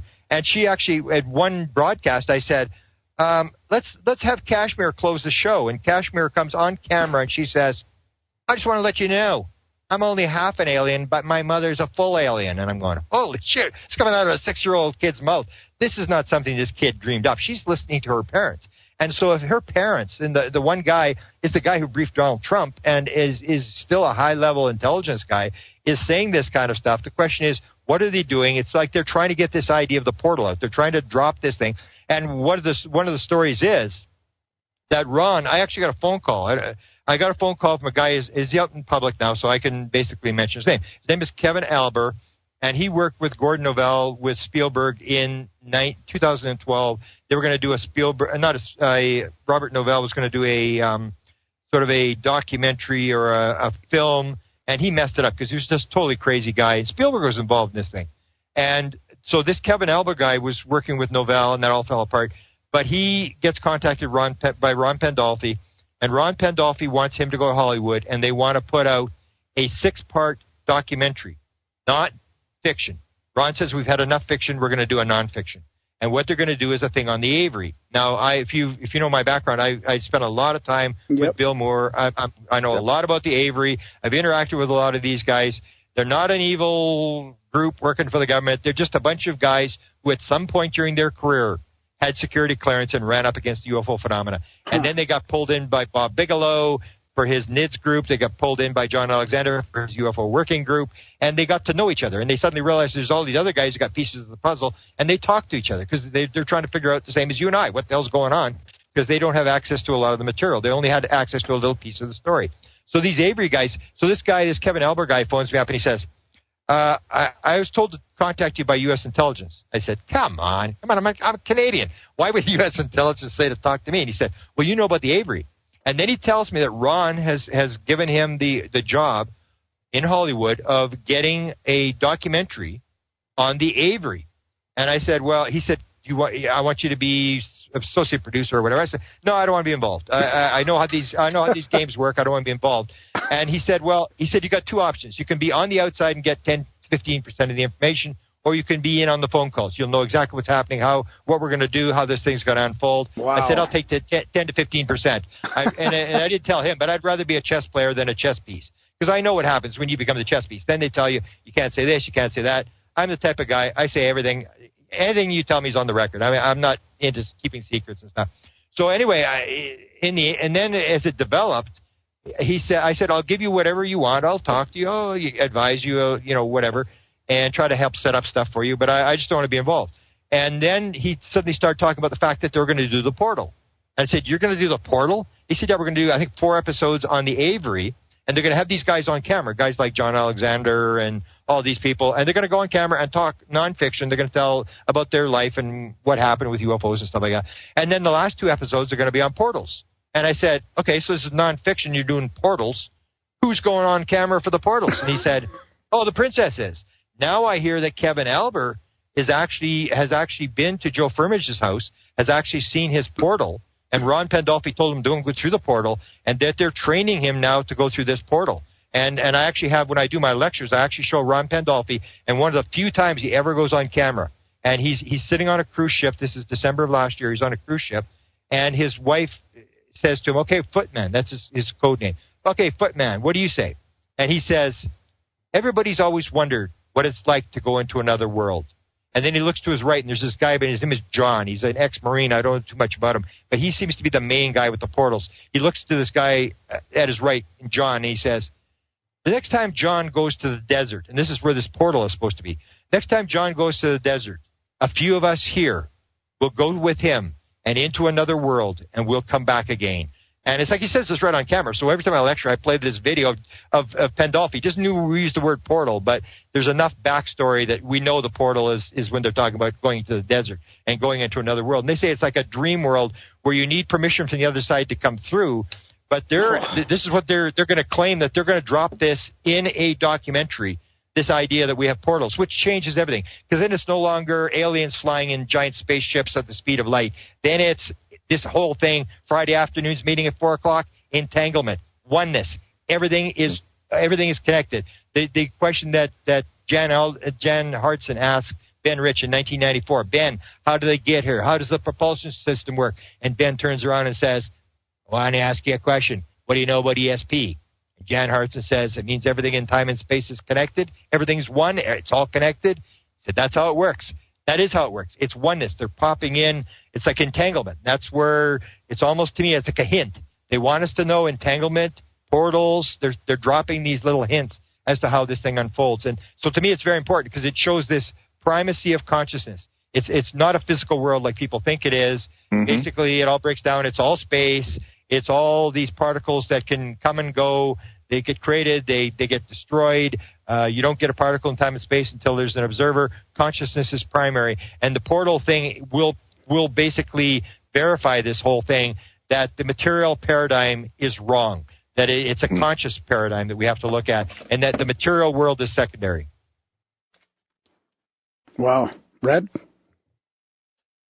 I want to go back to a few of the things that we've saying, and bear in mind that when I mentioned the possible danger of being tricked by the phenomenon, I never said that phenomenon is necessarily evil. You know, I'm agreeing on the fact that, you know, to say that the phenomenon is either good and evil is ascribing a human quality to a non-human, you know, agency. It's kind of like saying that there are bad psychedelics and there are good psychedelics. Yeah. But thinking about that, but then again, do you agree that the phenomenon is nevertheless tricksterish in nature? Yes, absolutely, and that's a key part of it. But that could also be consciousness as well. I mean, it could be our lack of coherence in our consciousness. Okay. It could be. So I can see the trickster phenomenon because I knew I did a lot of talk with Hansen, the guy who worked on the trickster phenomenon, and there is a component to that, but there's also the component about, are they going to actually give you a straight out answer, or are they going to do this? There's an experiment that was done about they do people's intelligence. Then they make them read Kafka stuff, Kafka plays, to totally mess with their minds. and then they retest these people, and their intelligence goes up. So I think a part of that is the idea that they are testing us. They are sort of running this trick thing where it's not a straight-out answer. They're trying to get us to think. They're trying to get us to work through this thing ourselves and come up with the idea ourselves. I totally agree there's a trickster phenomena to this, but it's not just aliens. A trickster phenomena works in every sort of paranormal phenomena. It's in all this sort of phenomena. But I don't think it's really, I would say that it's more to train us rather than to throw us off the track. Because again, I mean, if you really wanted to throw everybody off the track, you would just shut your mouth and not do anything. I mean, if the spirit is silent, you're not going to learn anything. But if they're tricking you, if they're talking to you, they are giving you an opportunity to learn. True, I agree. And so then we can accept or agree that there is a certain absurdity by which the phenomenon conducts itself. Yeah, but there is a method to the madness. It's an absurdity by design. Maybe, there's part of the testing. I also speculate whether it's also a way for the phenomenon to have the greatest influence on our culture without upsetting it too much. You know what I mean? Like provoking a change from the bottom up instead of the top down. You know, this is kind of like a grassroots kind of contact. And the only people that maybe are paying attention to it is, outsiders like us, who see, cases that do not make any sense to the people on the top, like, I don't know, Neil deGrasse Tyson or Stephen Hawking, who are saying, oh, how is it that, aliens are only contacting, crackpots and weirdos? Yeah. Although that's kind of changed because now you have people like Bigelow involved and Joe Firmage involved. And according to Tom DeLonge, one of the richest guys in the world. And now I've heard about a new guy.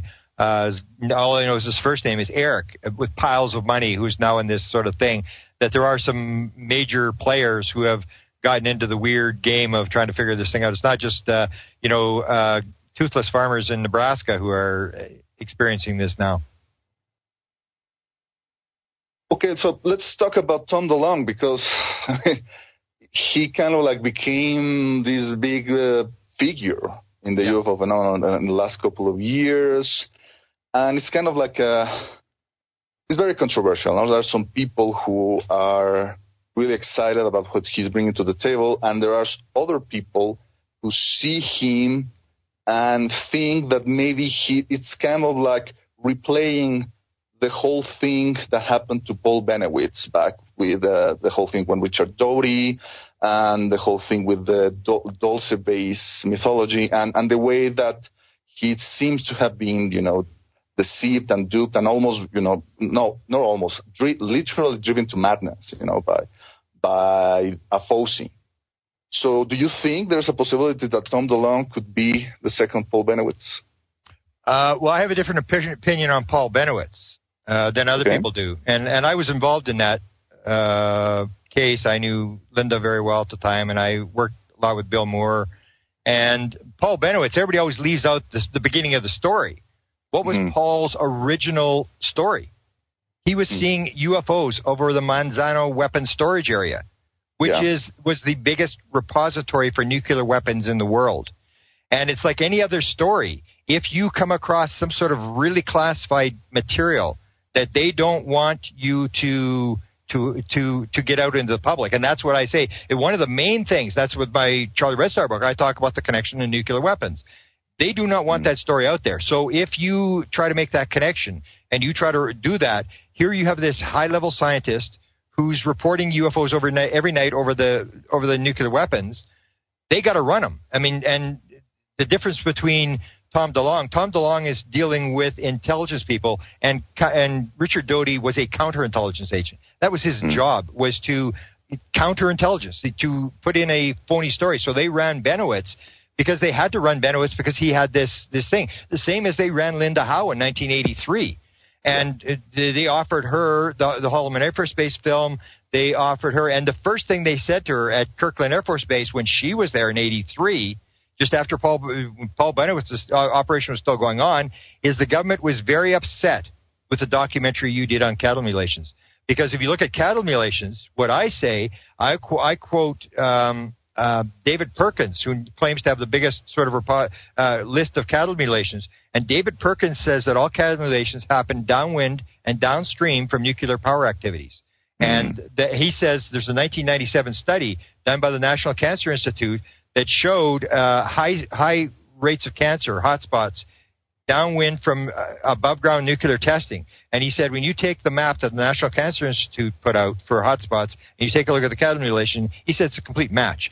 So it's this sort of thing. So they ran Linda Howe because they didn't want her, because she was going to do HBO. She'd won the Emmy Award in Denver for doing the cattle mutilation thing. She was making this thing public. It was going viral, and they wanted to shut her down, and they killed the HBO thing. They just dragged it out, and she eventually killed the thing.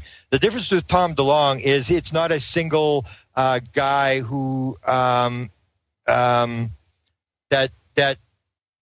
is going to carry a story. The way I say it happens is that Tom DeLonge has a big media empire. So he's sold 30 million albums. Every time he tweets, 15,000 retweets. And they set him up, even though he'll disagree with this. They set him up. He was supposed to give this speech. Lockheed Constructs has this party, this barbecue thing, and they want him to introduce the president. And he says, well, I'd like to talk to the president for 5 minutes. They know he's into UFOs already. So they're setting him up. They bring him in, and it's the same as Bill Moore. It's like Bill Moore had 24 sources.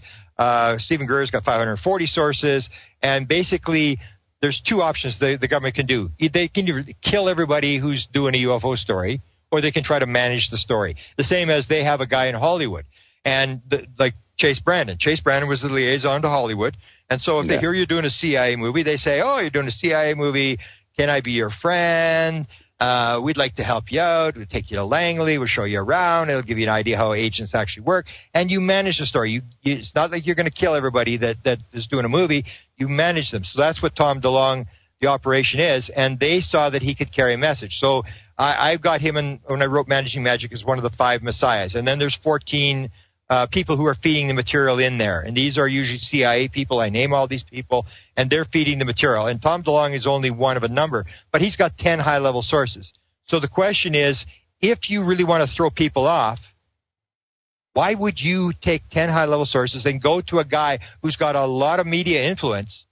It's just going to throw gas on the fire. It doesn't make any sense to go in and to say that we're going to, it's like I'm having an affair with my wife, and I'm having an affair with Sally. So what I'll do is I'll go and tell my wife I'm having an affair with Jane, and that'll really throw her off. I mean, the more you talk about it, the more everybody says maybe there's some truth to this. So Tom DeLonge is a major figure. He's got some influence, and these people got exposed in the WikiLeaks. That didn't stop anything, because when these 4 sources, including John Podesta, were exposed and having this meeting on January 25th, 2016, I had a source inside Tom DeLonge's camp, and I phoned him up right away, and I said, "Is it over?"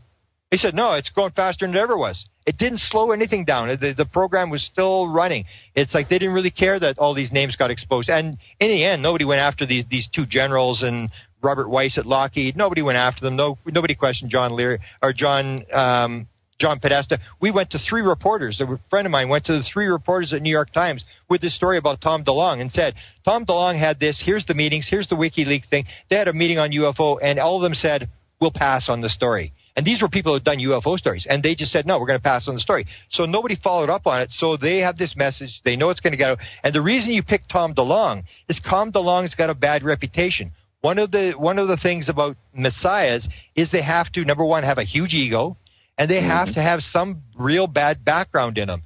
And that the prime story that tells that is the story of Area 51. And George Knapp says my version of Area 51 is the best version that tells accurately what happened. What happened there is they took Robert Lazar, took him on the base, they showed him all this stuff, but he was only on there for a couple of hours. He only worked a couple of part-time shifts. He wasn't there for a long time. And the reason they used him was because he had this bad background, that they knew that when his background got exposed, that he didn't have the 2 master's degrees on his resume, the whole thing was going to blow up. And he was a weird guy. He had rocket engines. He was running a brothel in Las Vegas. Yeah, into prostitutes. And all this kind of stuff. That's what you want. So the original idea was that it was going to be sent to John Lear. So during the interviews, and I have this in one of my books, I wrote the fact that when there was, and George Knapp confirms this, there was 3 interviews done with Bob Lazar before he went on Area 51. In the second interview, the first question in the second interview was, what's your relationship with John Lear and what do you think about him? So before he ever went on the base, they knew that he knew John Lear. And John Lear, if you remember back in 1988, you talk about Dulce Base and underground aliens get shootouts with 64 people killed and all this. John Lear was the #1 guy promoting this. And he was big-time name. His father invented Learjet. He had run for Senate in Las Vegas. He was this famous pilot, had 120 aircraft certificates and stuff like that. He was a big name. But he had these weird ideas. When you die, don't go to the light. The aliens, the Greys are going to take your soul and take it to the moon, and he had all these bizarre ideas. He was a nice guy, told the truth, but he was just had wacky ideas. So they wanted John Lear to carry the story. So what they do is they put Bob Lazar on the base, they show him all this stuff, and he goes back the first night, December the 6th, 1988. He goes to John Lear and he says, John, I was on the base. It's for real. And John said he's signing checks, and he goes, is it their stuff or our stuff? And he said, it's theirs. And he goes, well, what the hell are you doing at my house? Get out of here. You know they're going to be watching. You know the place is going to be tapped. Like, what are you doing? Go in there, work for 6 months. Then come tell me what's going on. So, and this was the setup. They wanted John Lear to carry the story. Because like Tom DeLonge, who writes songs about having sex with dogs, you want this guy to carry the story. You want it to all fall apart. Because what's going to happen is they give the story to John Lear, and John Lear actually had the story for 6 months. And he was talking about what was happening on the base, and nobody was listening to him. So John Lear tells the story. We got back-engineered crafts at the base. We've got a live alien, all this kind of stuff. And everybody goes, it's John Lear. Don't listen to John Lear. Who cares about John Lear? It's like Tom DeLonge. Man, the guy's wacko. And don't listen to... And yet the story bounces around, and everybody hears the story, and they discount it because of the guy telling the story. But the story gets out. So what happens in the Bob Lazar case is it starts in November when he gets the interviews. He goes on the base in the beginning of December 1988. John Lear's got the story until March of 1989 when...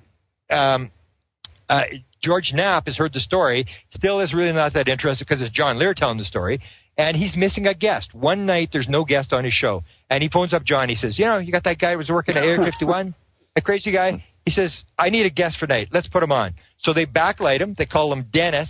Now it's no longer John Lear, wacko John Lear telling the story. Now it's 24 Emmy Award-winning investigative journalist George Knapp telling the story, and suddenly it just goes absolutely viral around the world. The Japanese are coming, there's buses up in the hills, and Clinton actually has to take a whole bunch of land away to move people from 11 miles to 25 miles because people are now up on top watching everything that's happening in the base, and it all backfired on them because it was supposed to be John Lear carrying the story, and it turns out it's a reputable guy. So that's what they'll do is they'll give it to guys like Bill Moore. They'll sabotage Bill Moore.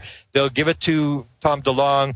They'll give it to the number one for Pandolfi, Ron Pandolfi, and his wife is Dan Smith. Well, Dan Smith from 1991 has said he's had a conversation with Ron Pandolfi almost every single day since 1991. He's the best man to a second wedding, godfather to his child, and yet it's all plausible deniability. So what Pandolfi does is he tells him stuff, and he'll only say it one time. And Dan says, either my antenna's up and I hear it, or I don't. And then he blogs it. And he's been blogging for 20 years, and he puts all this stuff in the blogs. Nobody reads it because Dan Smith had a drinking problem. Dan Smith would get on blogs, and he would get kicked off, and he's apparently got some sort of form of autism. Yeah, well, he's Asperger's. Apparently, he may have Asperger's. So he's kind of a strange sort of character, and plus he believes in the end of the world. He's into eschatology, he's into religion, and he's philosophy. He's got 2 master's degrees in physics, but he has this weird aspect. So everybody goes, it's Dan Smith. Like I'll say, go to Open Minds Forum, Dan Smith. He puts all this stuff, what Ron's telling them every day. But you read it, and it's like reading Shakespeare for the first time, and it's like, oh my God! And people go, I can't read this guy. I'm not. It's just it makes no sense. And if you read it all the time, then you know who the acronyms, because he uses acronyms and code names for people and stuff. And then you start to know what he's talking about. But nobody reads the forum. And so that's how they get the story out, is they use these people like Tom DeLonge to put the story out because it'll bounce around. He's got, apparently, last I heard, he had raised $200 million. He was going to raise $1 billion. Jacques Vallée is involved in this whole thing, from what I'm told. There's going to be money, millions of dollars, and Jacques Vallée is going to data mine. What they're going to do is they're having 100+ shows. It will run for years, and it's going to be like a trilogy. They're going to have toys and all this kind of stuff. This is the original idea, and they were going to take all these big UFO stories. And Spielberg and J.J. Abrams were involved. They'd raised $200 million, and they're going to put all this stuff out through Tom DeLonge's To the Stars media empire. And Tom DeLonge can make this kind of stuff happen. He's very, very powerful in Hollywood. and he was going to make this sort of stuff happen, and that's what they wanted. But because it's Tom DeLonge, everybody says, Tom DeLonge is this crazy rock star. Don't listen to Tom DeLonge, and the story's going to float around. That's all they want to do. They want it's almost like the trickster thing. They want the story. Well, there's another political agenda as well. I feel like Podesta and Clinton were really not deeply interested in UFOs. They were only interested on the surface for some other reason. And now, since this whole election, you've got guys like Stephen Bassett and the Disclosure Movement, and Tom DeLonge, unreasonably angry about the what happened at the election. Like they're viciously going after Trump, which seems a bit. Sure, all of Hollywood's in there as well, but this seems weird in the UFO field. Like why they're so upset, as if there was some faint hope clause that Clinton and Podesta were actually going to make a difference in ufology. So is there some sort of deep state thing going on with the people that are pulling this type of disinformation that you're talking about, and maybe another group that either does or does not agree with what they're doing? Well, there's going to be a division in the government as to whether to disclose or not. I have a different opinion. I wrote a book on the Clintons and their interest in UFOs. I firmly believe the Clintons are going to do something. I was told Clintons had sightings, and I have heard another one like this as well, that they were deeply interested in UFOs, and I think something would have done. John Podesta, the same thing. I mean, John Podesta was the most powerful Democrat in the country. He did not have to go around talking about UFOs. I mean, this was the most toxic issue of all times. If you remember back in 2008, Dennis Kucinich was asked one question in Philadelphia at a debate, and that was the end of his career. I mean, when he suddenly admitted that he'd seen a UFO and denied that he'd heard voices. So why would John Podesta, this is where I say you got to look at this in perspective, is John Podesta is running a $1 billion campaign for president. Hillary is expected to win. He's going to be at the center of power again, as he was in the Clinton administration. And so you have this situation where this is the most toxic issue of all times. And then Lena Dunham does the interview with Hillary Clinton, and she doesn't bring up UFOs, and he does the famous tweet. And he said, "Good interview, Lena. Next time, ask her about the aliens." So if he's not interested in UFOs, if he wants to cover it up, why does he bring it up? I mean, this is the old thing. It's like when you're bringing it up, you're doing something different than covering up. So he says, ask her about the aliens, and you're running a $1 billion campaign. If suddenly Trump's campaign had picked up on this and had tried to run it, they could have played it like Hillary and these guys. They're totally crazy, and Podesta, they're wacko people who believe in aliens and stuff like that, and they didn't do it because I absolutely maintain, and I argued with Steve about this. Steve didn't agree. I said absolutely put this in front of a focus group. John Podesta is the smartest, whatever you want to say. He's the smartest guy in town. Steve Bassett didn't agree? Oh, he didn't agree. He had some other, I can't remember what his explanation was for why he put this tweet out. But to me, the fact that it had been a focus group, I said, there's no way he would have put this, because this is like $1 billion. If suddenly her poll numbers went into the 20s, John Podesta would have gone down in history as the stupidest man that ever lived, because he brought up the UFO issue. He had to put it in front of a focus group and realize that it was not a viral issue anymore, that he could bring it up. So he brings it up. And then if you watch the WikiLeaks stuff, what happens is that she's waiting for the question. And nobody asked her. John Podesta actually says online, everybody's picking up, everybody in Washington read the tweet, ask her about the aliens. And the media doesn't pick up on it. Nobody does anything. And if you remember in the WikiLeaks emails, she's sitting there. She goes on the Kimmel show, November the 5th of 19. Yeah, but she had to study hard on that. I mean, it was like they made it kind of like, oh, well, she did okay. She even said aerial phenomenon correctly or whatever. It just seemed so surface level in a way. I don't know. Okay, but she had practiced it. Why was she was expecting the question and she got angry because they didn't ask her. She didn't ask the question. So they're preparing for that. I'm showing you. There's a background to this whole thing. This didn't happen randomly that Hillary suddenly started talking about. Hillary never talked about UFOs. Look it up. It's a fact. Okay. She never talked about UFOs. She only answered questions. What they were saying is ask her about UFOs. 3 people asked her, and she was totally open about the whole thing. She talked about everything. In fact, Steve Bassett says, well, she didn't talk about the Rockefeller Initiative. She absolutely talked about the Rockefeller Initiative. She talked about it in 2008. Rob Simone at a $1,000 a plate dinner asked her about the Rockefeller Initiative, and he said she didn't flinch. She didn't bypass the question. She directly said, yes, I was involved. I took the material to the president. Yes, didn't deny anything. In any of her statements, she didn't walk around. She didn't do the George Bush, I'm not going to say nothing thing. She basically was very open. She actually said, they may already be here, which was one of the most dramatic statements any politician's ever made. Everybody can say, yeah, there's ETs out in outer space. It's another thing to say they may actually be here. She was very open about the thing, and she's in a position, no matter what you want to say, because she was in a position that she said, when I get in, I'm going to look into this stuff. She's on the record, so she's going to have to answer for it when she gets in. Trump, on the other hand, didn't say anything. He doesn't have to answer for it. Nobody's going to ask him a UFO question. But and his uncle, right, went to he was in the FBI, and he picked up Tesla's papers after Tesla died. Apparently, his first uncle. So I mean, is the other side of this controlling disclosure so that it doesn't come out, so they can control the narrative and bring, when free energy or some sort of exotic propulsion comes out, that they're in control of that disclosure? Like, I mean, it feels to me like, wouldn't it be the ultimate irony if Trump was an alien? Well, again, we go back to the same thing. That's not how you cover it up. You don't cover it up by leaking stuff and telling people stuff. All you do is that's what I mean. Like, Trump hasn't leaked anything. There's been nothing about him, has there? So maybe he's playing the free energy card. That he's going to be the one to bring about this massive global change of free energy or some sort of exotic technology. I think they control it already. I mean, it's not free energy. Everything is free energy. Hydro is free. Solar is free. When you bring it out, it's not going to be free. It's going to be machines, and people are going to control it, and it's going to be taxed, and they're going to do whatever. There's no such thing as a free lunch. It's all the same energy. Well, you know what I mean.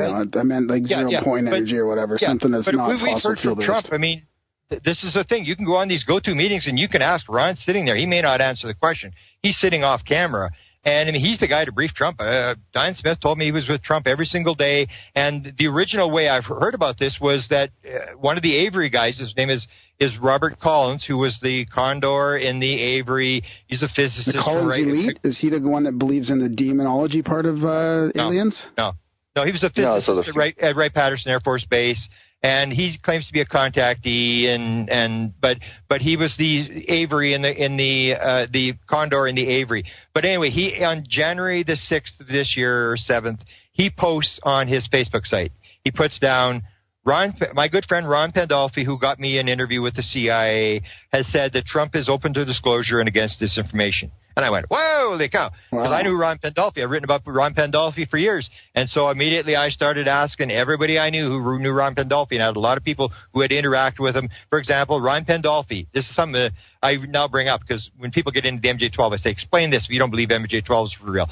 The MJ-12 document was released in 1987 at the MUFON conference in Washington, D.C.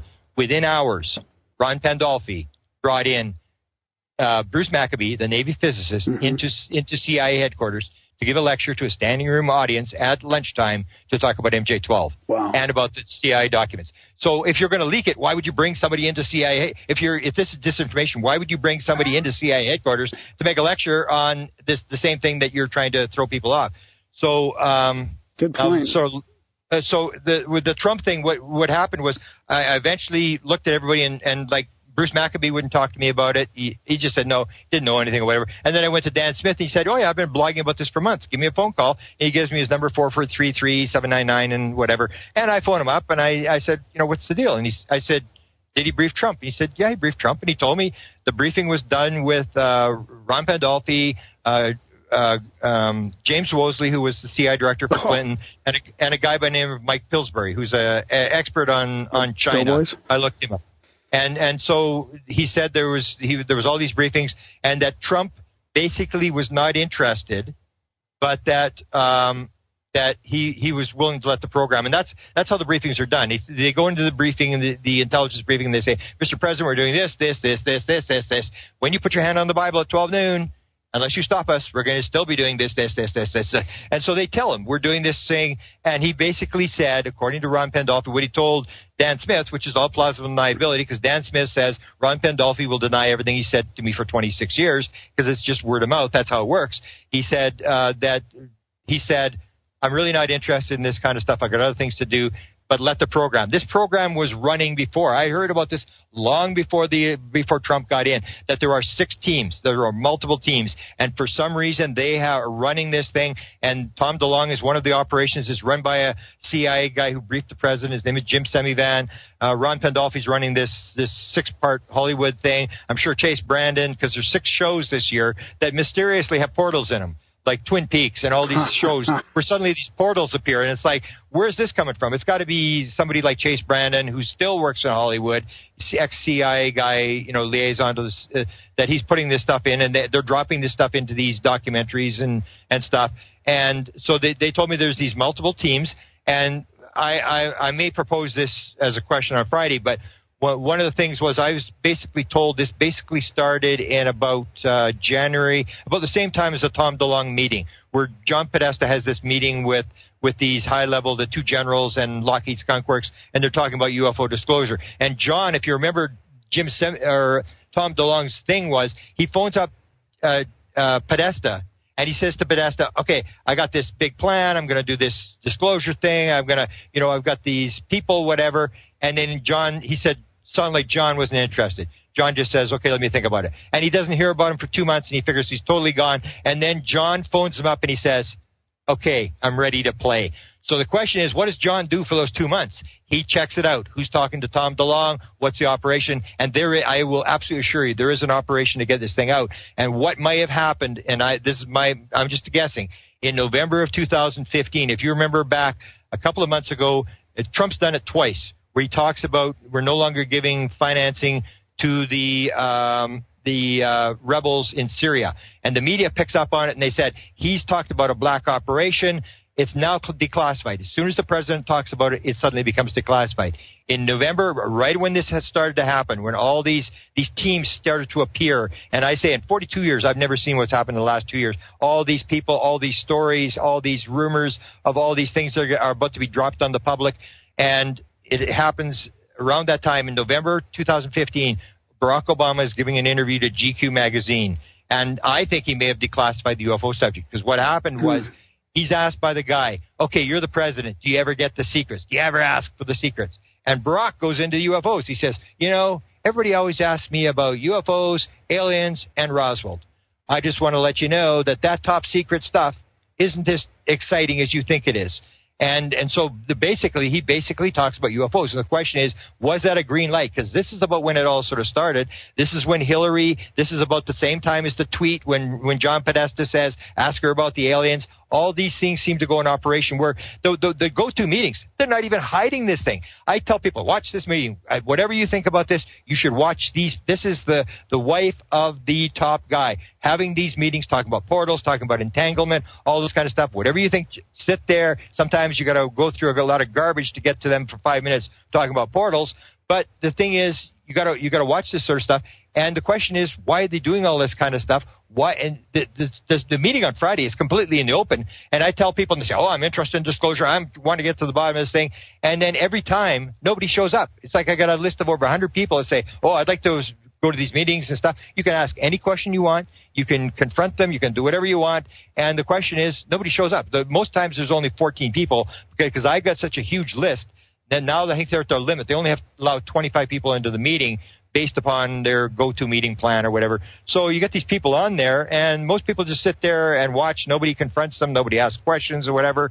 And I've found that they're fairly open. I've got a bunch of people that I got very interested in the thing. One of the producers from Gaia, somebody who wrote for Psychology Today, pretty notorious person, and they've all got interested, and they made contacts, and the Pandolfis are talking to these people. So it's like, why, if you're covering this up, why are you talking to all these people? Why are you open? I could actually go to Ron. I could phone him up. He'd talk to me. No problem. What time is that? What time is that again? 4 o'clock Eastern on Friday. 4 o'clock Eastern. Fuck. But what we're going to put on, I'm starting to put my stuff on White House UFO YouTube. I'm putting short segments. I've realized that everybody's got a short attention span. So I'm putting all these 10-minute things up on. I have a question like what's the story of Area 51? And then for 10 minutes, I'll talk about Area 51. And what we do is we post those meetings. So sometimes they don't tape them, but I tape them because I think people should see them. And a lot of people say, you got to edit this thing down. This is terrible to watch through this. Because, again, it's like Dan Smith. And Dan Smith will start talking about philosophy and all this sort of stuff. And he runs, I call him the puppet. And he actually, in his last post, he sort of got a little upset because I call him the puppet. But he is. It's like you have the puppet master, who's Ron Pandolfi. Well, you have the president tells Ron Pandolfi what to do. Ron Pandolfi's the puppet master. His wife is the assistant puppet master. Dan Smith is a puppet, and I'm a puppet too. And so when Dan Smith starts talking, it's like, somebody get past the puppet. Get past Dan and talk to the princess, because she's the one that knows what's going on. Dan, in terms of portals, he's never been through a portal. He's never seen a portal. He knows no more about portals than I do. But the princess knows everything about portals, and so does Ron Pandolfi.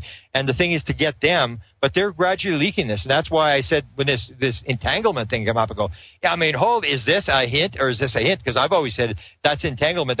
I've said the oneness concept, that's how they get here. They're moving through these portals. Everything in space is time. Time and space is connected. It's all one. And they're popping from one part of their universe to the other by going through, knowing how entanglement works. Wow. Red, you want to jump in and make comments on that? No, well, I mean, I think that going with the idea that consciousness is the actual building block of reality instead of, energy and matter, I think is the way in which physics is going to move forward in the next 50 years. You know, Jacques Vallée had a very interesting TEDx presentation in Brussels in 2010, in which he talked about that, and he talked about how all of this is somehow also linked to the phenomenon of synchronicities.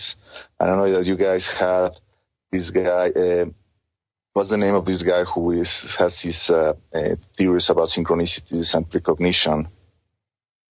Oh, you put me on the spot. I can't remember. Dan Davidson? No, it's not Dan Davidson. No, Eric Wargo, I think. Eric Wargo. Yeah. Right. Yeah. Yeah. So yeah. Yeah, precog. Precog being, all the evidence for precog, and that really a synchronicity is you're picking up on the emotion of that moment instead of actually the synchronicity happening. It's you picking up on that moment, that emotion. Grant, what was the name of this scientist? Was it Dr. Eric Clark? The scientist we dealt with? You mean in the 80s? Yeah. Dr. Eric Walker, former president of Penn State University. Yeah. And he asked us as well. Like, we were asking him about MJ12, because what happened was the same as this. I have a bunch of people who are dealing with the Pandolfis, and I don't really deal with the Pandolfis, same as I didn't deal with Eric Walker. I just interested people and said, you should watch this Dr. Eric Walker. I think he's very important. And a lot of people started to try to do interviews with him, and we just gathered all the material. But at one point, whereas the guy from Great Britain was talking to him and said, what about MJ12? Is it still just 12 groups, 12 guys, and is it still all Americans? And he said, let me ask you a question. What do you know about ESP? This is 2 years before Ben Rich used that expression. What do you know about ESP? Same thing. And the guy didn't have an answer, so he answered his own question. He said, look, unless you understand about ESP and how it works, you will not be taken in by the control group. Very few people understand how it works.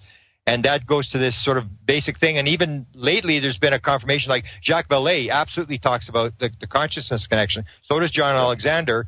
And if you look at the latest book that was released by Annie Jacobson, who wrote the famous book on Area 51, she wrote a book now on phenomena, which is the whole story about the CIA and U.S. government working on paranormal phenomena like ESP, remote viewing. She goes through the remote viewing program, and she interviews all these people for her book. She interviews Jacques Vallée. She interviews Hal Puthoff. She interviews John Alexander. She interviews all these people, and they're all the same people that are in the UFO thing. And Dan Smith and I were sort of laughing. The only person's name that wasn't mentioned in her book was Ron Pandolfi, but all the rest of these clowns, they're all in there. And it's because it's all connected. They're all the same thing. And she's talking about phenomenology, about, this sort of psychic phenomena, remote viewing and stuff. And it's the same players, because it's all the same thing. So that's sort of a critical thing that I think when you get on that track, then things start to make sense. Like, how do they go through walls? How can they become a ball and go into a being? And how does this all work? Things start to make sense. And I learned it by accident. Not by accident, by chance. And with this download experience, I never would have been into consciousness. I never thought of it. I just, this thing popped into my head during this Colin Andrews lecture, and suddenly it all made sense to me. But I think that's where ufology has to move, and that's why I think the portal idea is so critically important, rather than, even Jacques Vallée has this important stuff that he does with the metal stuff, which it goes to the fact that this is for real, and that this is probably non-human intelligence, and there's somebody visiting us and stuff like that. But once you accept that, and I accepted that back in May 1975, because I was right up front and in my face, so I got past that and always wanted to know, how does it all fit together, and what's the answer to it? And it all comes down to the thing that it's got to do with reality.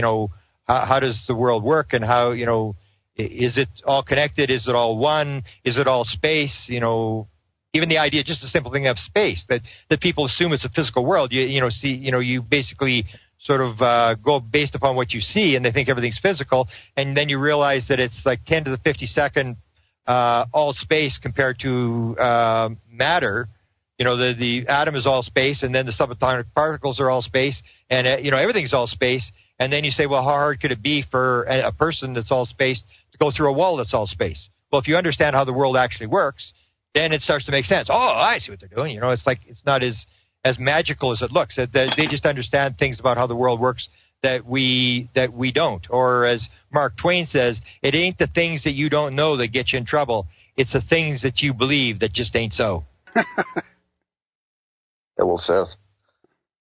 So what do you see after being involved with the UFO research? And you're not getting for so many years. Yeah, this is like The Godfather. You only if you get the keys of death from a grave. Yeah. To get out. Yeah. So what do you see in the future? Maybe in 5 or 10 years, and let's forget for a moment the whole thing about waiting for disclosure, because for me, I have to admit, it's kind of an annoying topic. It's like waiting for the second coming of Christ. Yeah, I agree. What do you see in the field? Do you see moving forward? Do you see people who are still embedded in the nuts and bolts side of the argument starting to come around and starting to embrace these quote-unquote wacky ideas about consciousness and information and entanglement and whatnot? Yeah, that's the way I see it going. In fact, I think there's some good things that show that we're actually getting somewhere. There was a meeting that took place when we were at Shasta. There was a meeting that took place in Arizona. I don't know if you're familiar with it. There was 13 or 19 scientists. I can't remember. Schwartz was one of them. Diana Hennessy Powell was the one I know. She's famous for doing, and she's been involved with the UFO thing. She was famous for doing ESP experiments with autistic kids. She has this one girl, Haley, who hit 162 numbers in a row right in an ESP experiment. And she talked about this meeting that took place in Arizona. This is last month. Where 13 scientists signed a declaration that the materialistic paradigm is dead. Wow. That consciousness is the basis of the universe, and for all different reasons. Not all these people agree for the same reasons, but they basically said, and so when you get these high-level scientists that have moved over to this thing, you can see that it's made, because most scientists won't move. Even if they believe it, they won't move, because you're going to lose your grants, you're going to lose your reputation, you're going to lose your job. It's just not a place you want to go. Same as a politician. So you have this move where these people have made this move over. And I think it's going to be like, the way I describe it is, because I do describe the same thing about disclosure. I wrote in Managing Magic, I give the 64 reasons that they've decided not to tell you the truth. And I say that if you got the 64 reasons, if you were the president and I gave you the briefing, you wouldn't disclose either. There's no benefit in disclosing. So what they're doing is they're doing this gradual acclimatization thing. It's going to be like gays. When did gays actually sort of get treated like human beings? When did that sort of change? And you go, well, I don't know when it was, 10 years, 15 years, I don't remember. Or, like when did African Americans sort of get treated normally? Well, it's that sort of thing where it's sort of gradually happening that people are sort of accepting it. where, and that's what, when I was giving this theory that the government is gradually acclimatizing us to this whole fact. Because you look back, they've been doing this since day one. I tell the story in Managing Magic. I said, if you think they're covering this up, you got to realize that Kenneth Arnold, the very first guy that had the sighting, he was like more famous than Eisenhower because of this sighting, and he was around the world and stuff. The 4th Air Force came in and gave him photographs and tried to assure him that these were legitimate photographs. And his daughters come out now with these 8x11 things look like close-up daylight photographs of flying saucers, where they're giving him this stuff. I mean, if you want to cover up, you're going to do that kind of stuff. They've been gradually leaking this stuff all the time, based upon the Brookings report. And according to Bigelow, there's a number of groups that have done these studies that basically say you cannot drop this thing on the public. You got to acclimatize people. So they're going to continue to do this acclimatization thing where they drop the portal idea, and then this Friday they're going to drop the entanglement thing, and they're just sort of floating these ideas, and they're basically indirectly telling you how this thing works, because the president, it's suicide. If the president stands up and makes a statement, I mean, he might as well commit suicide on national TV, because it's over, because there's so many things they can't control, so many things they really... Jim Semivan, for example, the guy who is running the Tom DeLonge operation, John Alexander apparently got a briefing from him, and John, I think, denies this, but got a briefing, and he said, no, this stuff's for real. It's all for real. And John, of course, always says, I've talked to all the 3-letter agencies, and I really don't believe that there's anybody that knows what's going on. And so, of course, he said to Semivan, he said, well, who's running the show then? And Semivan said, they are. And then Semivan told a story about the president being abducted.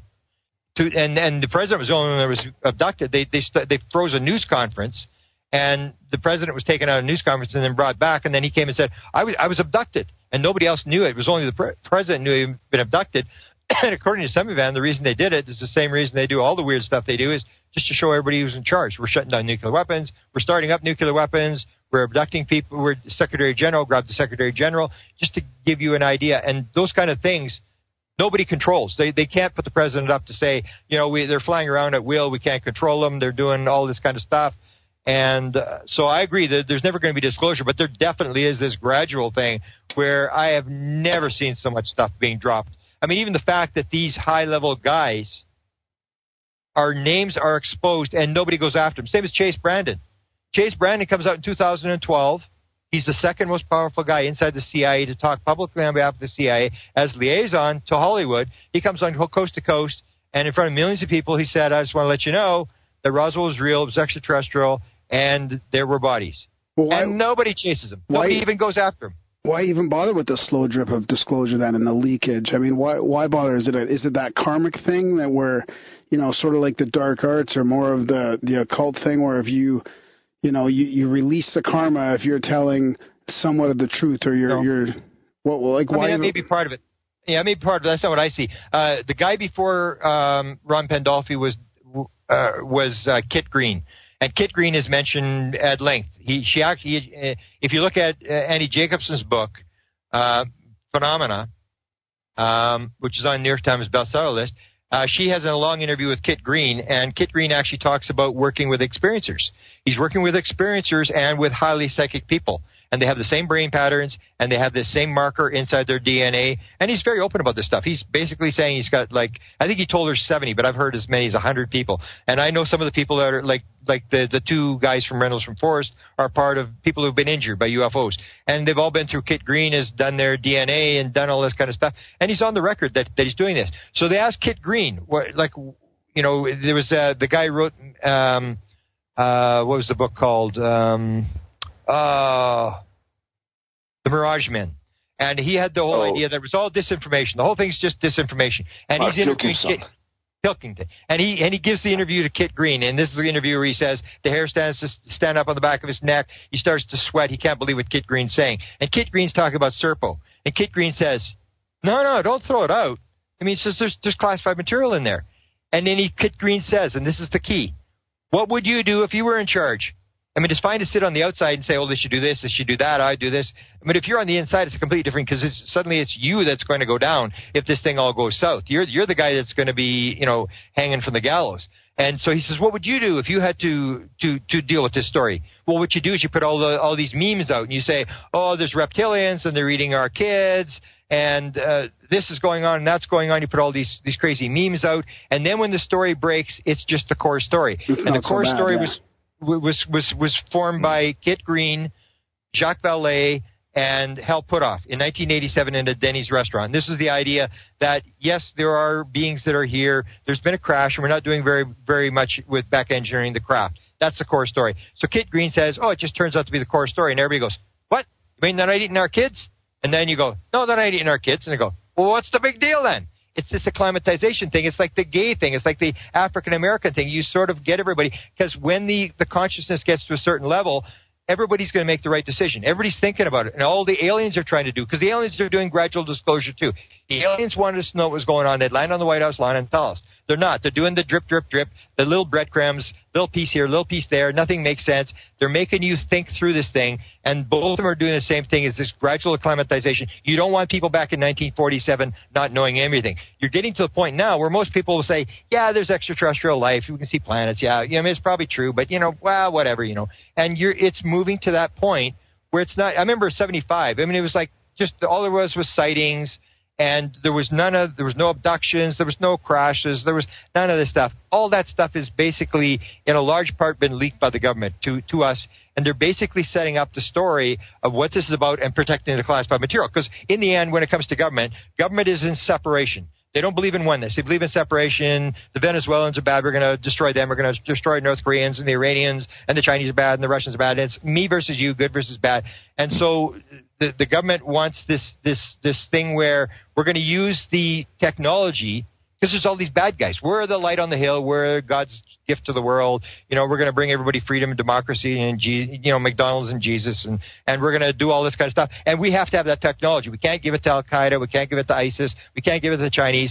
We have to have the technology, and it has to be used for weapons, because that's the way a lot of our technology, GPS, all this kind of stuff has come through military technology. And that's the process they've got. So they keep it classified, and eventually that material will filter into the public, the technology. But first of all, we're going to use it to kill people with.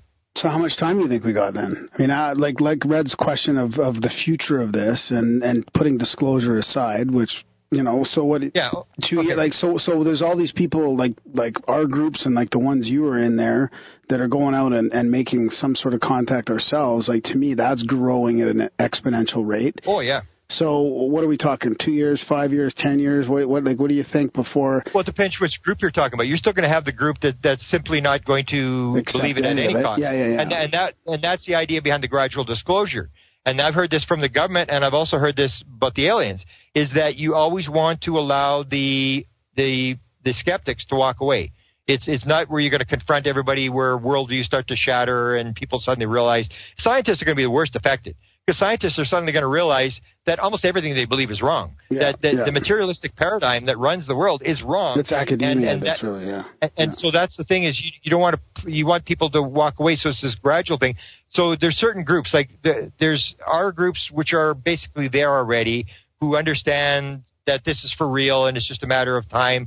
But you're going to have groups that don't really believe, where even Danny Sheehan tells the story where the one guy said, even if it was true, I wouldn't believe it.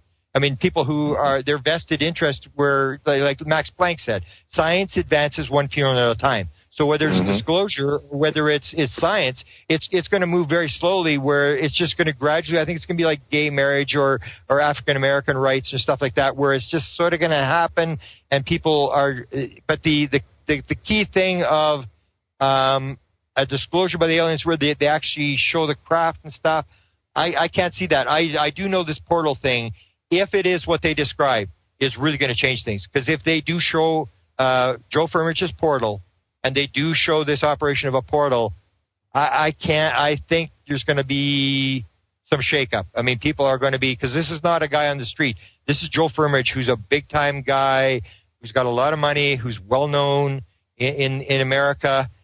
That, I think, is going to shake it in terms of realizing that, wow, I mean, this materialistic paradigm may be wrong. These people may be right. I don't know what they're going to do. They say 2 episodes. So that can't just be a little talk about portals. It's got to be a little more complex. And yet NASA's talking about portals. NASA's actually admitted that there are portals. And they have it in sort of a more scientific term of these things occur just for a couple seconds or whatever. But this is, and that's the problem with the government is what do you do if you're the government? You give the president the option. You can either let us run this gradual thing for another 5 years, or roll the dice and hope the stock market doesn't melt down and that people don't panic. Because as I say, when it actually becomes reality that you don't need oil, I mean, you don't need anybody to panic. All you need is someone to say, man, if I short the stock market, I'm going to make a killing. And you're going to get a bunch of computers shorting the stock market, and then you're going to get people with stop losses, and they're going to hit their 10%, and they're going to start selling. And what do you do? How do you turn it around? Because at 9/11, they shut the stock market, and you could turn it around by saying, okay, somebody stands up on a plane, tries to hijack, well, shoot them. But there's nothing to turn this around. Once it's out, it's out. Once you spilt the milk, I maintain, and that's why I sort of agree that the gradual thing is the way to go. And the longer you drag it out, the less problems you're going to have. Red? I see no disclosure of any sort of. You asked me for a date, so one X conference, Steve Bassett asked me, when do you think it's going to be disclosure across the panel of speakers, and it went 6 months, a year, and I said 2042, and Steve was not happy. Then I would say this in front of the whole audience. Gradual disclosure is big time. I can absolutely assure you. This drip, I have never in my life seen anything like it. In terms of the fact they're doing this right in the open. And just nobody's paying, like Chase Brandon, nobody's following up on these generals. It happens, and they're doing it right in the open, and they're not even scared to talk about it. They're right out in the open. They're not even hiding it anymore. Yeah, I think I agree. I mean, an essay I wrote, I said that to me it's easier to envision the death of the nation state as we currently know it, than to see those nation states admit to the existence of a phenomenon that has escaped their control all those years. The nation states are, 300 years old. The phenomenon has been entangled to us for thousands or maybe tens of thousands of years, So this is a long-run game. Yeah. And the other thing I mentioned actually Trump just confirmed it yesterday.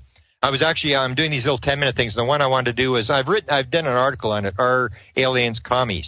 And I say, yeah, basically they are. Because if you take a look at yesterday, he makes the big speech at the UN, and he said he puts down socialism. Socialism has ruined all these countries and all this kind of stuff. And in terms of the countries he picked, they were very devastated. Same as if you take the real capitalist countries like, Somalia, where they have no rules, no regulations, no government, nothing. I mean, you can take that. But he basically says that this is horrible. So the question is, I mean, if you look at aliens, it's basically a hive. It's basically you put into the system what you can contribute, and you take out only what you need. That's called socialism. That's the whole idea of like a kibbutz in Israel, or like a colony like we have here in Canada with the Mennonites, where nobody really controls anything. If you look at aliens, there's really nothing physical. I mean, people talk about them stealing gold and stuff. I say, have you ever seen any experience you talk about aliens with jewelry? They have no jewelry. They have no designer clothes. No designer clothes, no leather furniture on the couch, on nothing. There's nothing. They don't seem to sleep. They don't seem to eat. There really seems to be nothing physical about them. And it's all about this thing about just everybody's doing a job. And so you can imagine Donald Trump, if suddenly it's announced that this is for real, and these guys want us all to be one. The Americans aren't any better than anybody else. We're all just one. We're all the same thing. I mean, nationalism is the last refuge of scoundrels. There's no way the United States is going to give up the fact that we are just another human being, and that the aliens are better than us, and that we should all share. And because the way it works now, instead of the hive, it works on the capitalist model. It's rape, pillage, kill, and steal. It's like you take out as much out of the system as you can, and you get a lawyer and an accountant, and you put in as few as dollars into taxes back into the system as you can. It's exactly the opposite of what the alien model is. So if this alien model does become accepted, that this is for real and this is how their system works, I mean, you think that he hates Mexicans. You can imagine what he's going to say about aliens when it becomes public what kind of political system they seem to have. And there's no doubt that seems to be the system they have, that it's this hive mentality thing where everybody's working for the one. Yeah, something to think about, how maybe they're waiting for us, to totally obliterate all these institutions that prevents us to work as one people, Yeah. I'm not only talking about institutions like churches and banks and governments and whatnot, maybe even something like, the nuclear family. Yeah. And for strangely, I mean, the Trump has gone exactly the opposite. I mean, he's basically breaking down all this stuff. Like before, you would have thought, well, we're sort of getting there. It's sort of like we're going to, stop the war. We'll trade instead of fight and stuff like that. And it's just bizarre how it's completely gone the other way. And yet when you look at it through this good-evil thing, the idea is that maybe Trump was manifested, that we manifested Trump. We sort of brought him into our reality because everybody was going to sleep, and he's here to wake us up, that we're running out of time. And then you get these, 3, 5-level hurricanes coming through and stuff like that. And you start to look at it and say, well, maybe all this stuff is maybe for the good, that it's getting out there, because it was kind of surprised me that he would be so unravel all the stuff that seems to be part of, even in the UFO field. People talk about that. People always think that, you go to a UFO meeting and people are talking, showing UFO photographs and talking, and it's always this discussion that we have, like, how does the world work? What's reality? Is there a God? It goes down to the basic reality of what's actually going on, that the UFO phenomena forces you to think about life, that you realize that we don't really, it's not a simple life like we think it is. It's more complex, and you start thinking like, well, what is really going on? Like, what is actually, where did we come from? Where are we going? And what's this UFO thing? So it's in that way, I'm always glad that I was involved in the field. Yeah, it's like what you said. I think you wrote it in one of the books you signed for me or something about if UFOs was the sporting event or whatever, we're living at the Super Bowl, or you really make that Super Bowl of all stories, and people sort of forget that all the time. But I also think with Trump and the globalist thing is, I used to be more of, at heart, more of a socialist or globalist, and I used to think that nationalism was sort of, out of touch. But after learning about how the globalist thing is working and some of the intentions behind it, it doesn't seem genuine. So, maybe we need to revamp this whole thing and get to more of a, maybe that's what's happening here. And it's tearing down the system that's like, well, it shouldn't work either way. It's got to work a better way where, we can be, national if we want and global at the same time, instead of funneling funds through, NGOs and all these other, there's so much money laundering going on with the globalist system as it is right now. Like, that's not healthy either. Although they're going to get replacing. Yeah, go ahead. Yeah, replacing nationalism for corporativism is definitely not the idea. Right. Getting rid of nation states in order to only have multinational corporations that can do whatever they please. That's definitely not the way that globalism should be built. Yeah. And speaking of which, Grant, do you think that private corporations are involved in all of this? Oh, absolutely. Oh, for sure. That's what they've done. Like, Ron Pandolfi was the guy who shut down the remote viewing program in 1995. But what I say, what they're doing, same with the Blue Book, is what you're doing is moving it from the white world to the black world. And the black world is all run by contractors because you don't have to file the documents that you do when you're government. And so you run it through giant corporations. And that's the way they've done it almost since World War II, is that you get these corporations that control the stuff, and they produce the military technology, and then they as well spin out the civilian technology. So that's the system they've used. And absolutely, that it's all controlled, like Lockheed Skunk Works. But people think that Lockheed Skunk Works, like these guys are running the president. And the key thing about Trump that shows that I say to people, I mean, if you think the president isn't running the show, do you actually think that Donald Trump is reporting to a cabal, that, you know, he's saluting to someone else? I mean, you take a look at Lockheed Skunk Works, the supposedly back engineer flying saucers. I mean, he got upset at him one day and tweeted, you know, that they're ripping people off to the F-35, and their stock went up down $4 billion in 2 days. I mean, he could just take these people off the map. He's got so much power that's the way you hide it. So you move it from the white world to the black world, where you can do this stuff out of the eyes of the public, and people make money out of the thing, and they're willing to keep it secret by doing this. Absolutely. Once you got it in government, I mean, it leaks like a sieve, and they've used this all the way through the whole thing. Like the other book that Annie Jacobson wrote was the book on DARPA, where she talks about how this actually works. It's kind of strange because she almost won the Pulitzer Prize for this book on DARPA and Jason, and I wrote about that in my first book connected with UFOs in 1989, and that's basically how they work it, where you have DARPA that was started in 1958 after the Sputnik happened, and America said we're never ever going to get caught technologically caught by these people, and therefore they set this thing up, and it's got a $3 billion budget, and they have 120 project managers, and each project manager has like $150 million budget for research.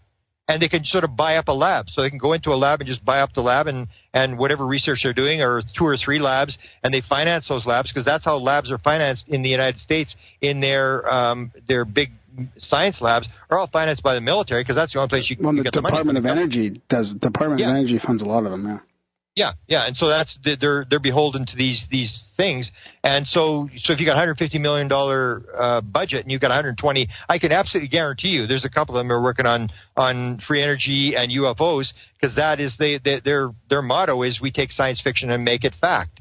And so it doesn't really matter. You don't have the problem that you have in the normal scientific world, where you don't dare talk about UFOs because you're going to lose your job, or you're going to get, lose your funding or whatever. You can think whatever you want in DARPA, and that's what they want, the most unbelievable thoughts ever, and let's run these things and see if we can develop this kind of stuff. So that's where all this technology is being built, and that all goes through private labs and through contractors to build the stuff, and that's the way it's worked for them, and it's worked and they've kept it secret. People always think it's worked that way since the early 1900s when Bell Labs started. They called it the Idea Factory. They were incentivized to think out of the box, to just sit in their offices and dream up ideas and inventions and how to put all this stuff in practice. I mean, that was the culture back then.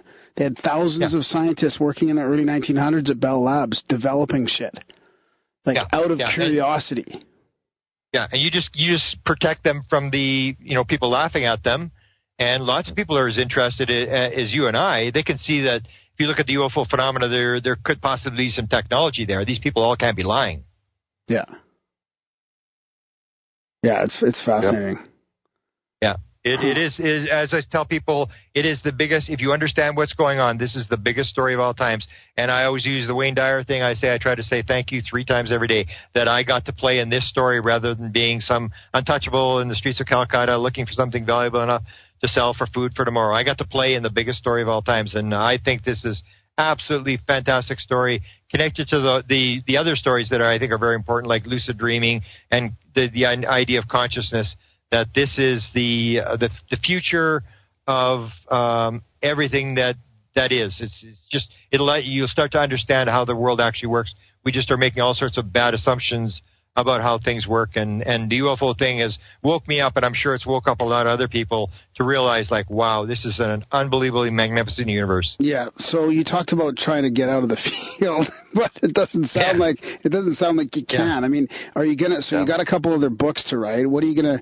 What's your next steps then? I mean, really, can you stay in without getting involved at the level that you were with the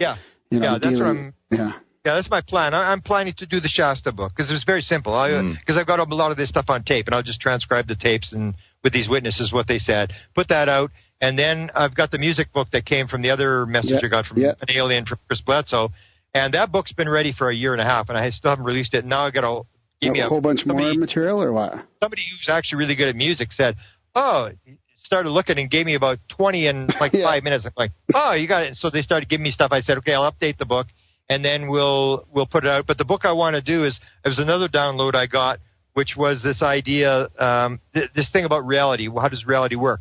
So what had happened to me, I was walking in Winnipeg, I'm walking downtown, and I suddenly got this idea, I call it the UFO equation, that it's when you do high school mathematics where you have to show your work or you get zero for the answer. Even if you got the right answer, you get zero. You have to show your work so they can see, did you add when you're supposed to subtract? And what the idea came into my head is there's a lot of things that we sort of assume and we are adding and sort of supposed to subtracting. So the prime one is the one we've talked about tonight. Is the world consciousness-based or is it matter-based? So if you believe it's matter-based, I say there's no way you're ever going to solve the UFO problem because that's the whole thing. You're adding when you're supposed to subtracting. You can do all the calculations you want if you've got that one assumption. The other and then I do the one is it the good evil thing, the whole thing in science, explaining versus explaining versus describing. Most people think that science is explaining things. They aren't explaining anything. They're describing. They're describing what's happening. They're saying, this happens, like a cell dividing. This happens. All they're doing is describing what's happening. They're not explaining anything. That we're making these all sort of assumptions. And I got 24 in my head, like within minutes, all these assumptions. That's the book luckily I did an outline of the book.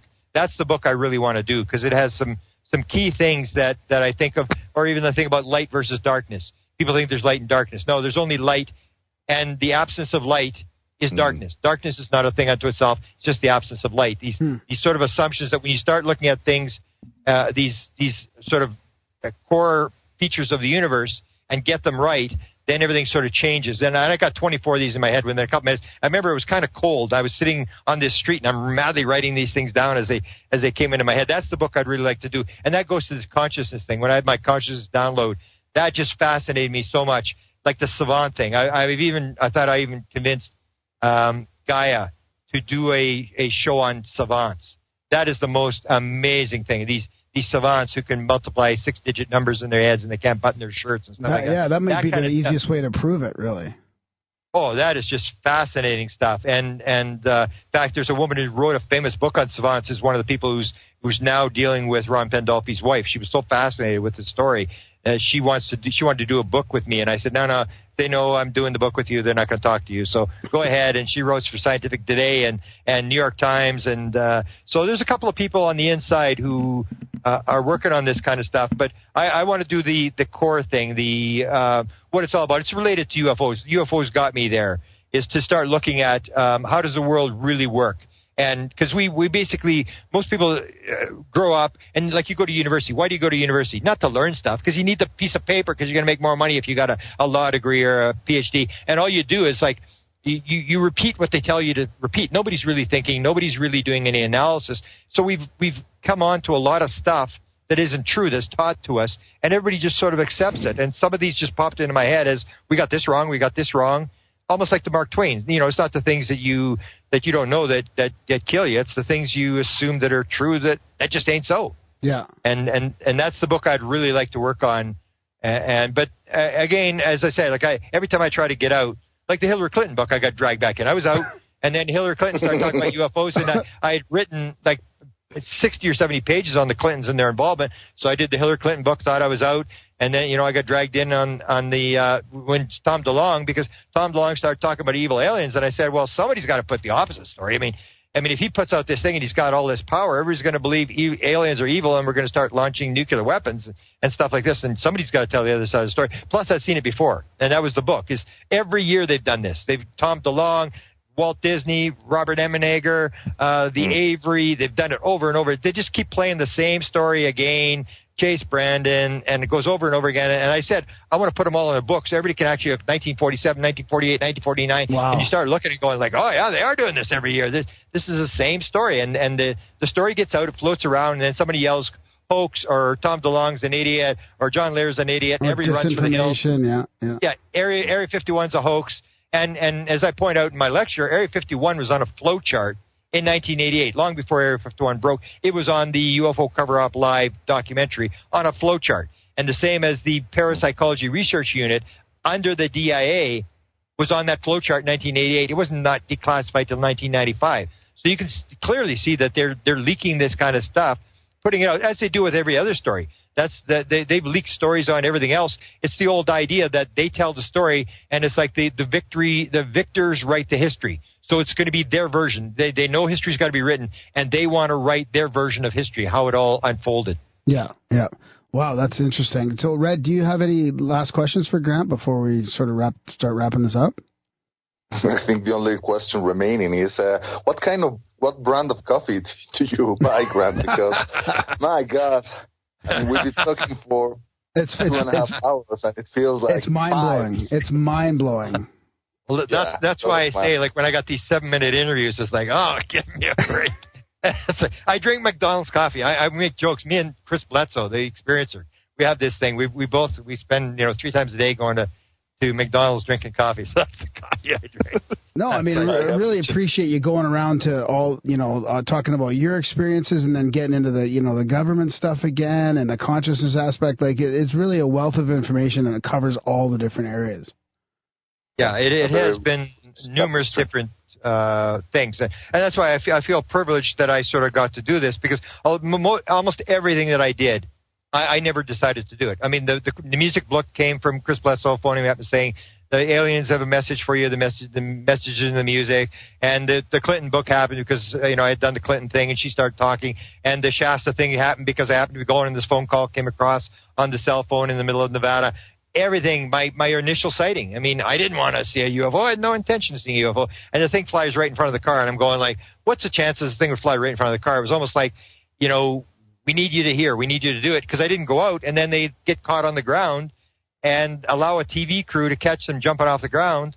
And so it's never been something I decided. The download experience, I was listening to Colin Andrews, and I was thinking about going across the river to Bullhead City to go to the library. I wasn't even paying attention to the lecture, and it was this zoning out thing. It's like shutting the left brain down, and suddenly you pop into the other form of consciousness, this sort of collective consciousness. The relaxation response, Yeah, and you pop in there, and it's like experiencers. 40% of all experiencers say at some point during their experience they had the answer to everything in the universe. It's that idea that everything is out there, and it's just how can you hack the computer?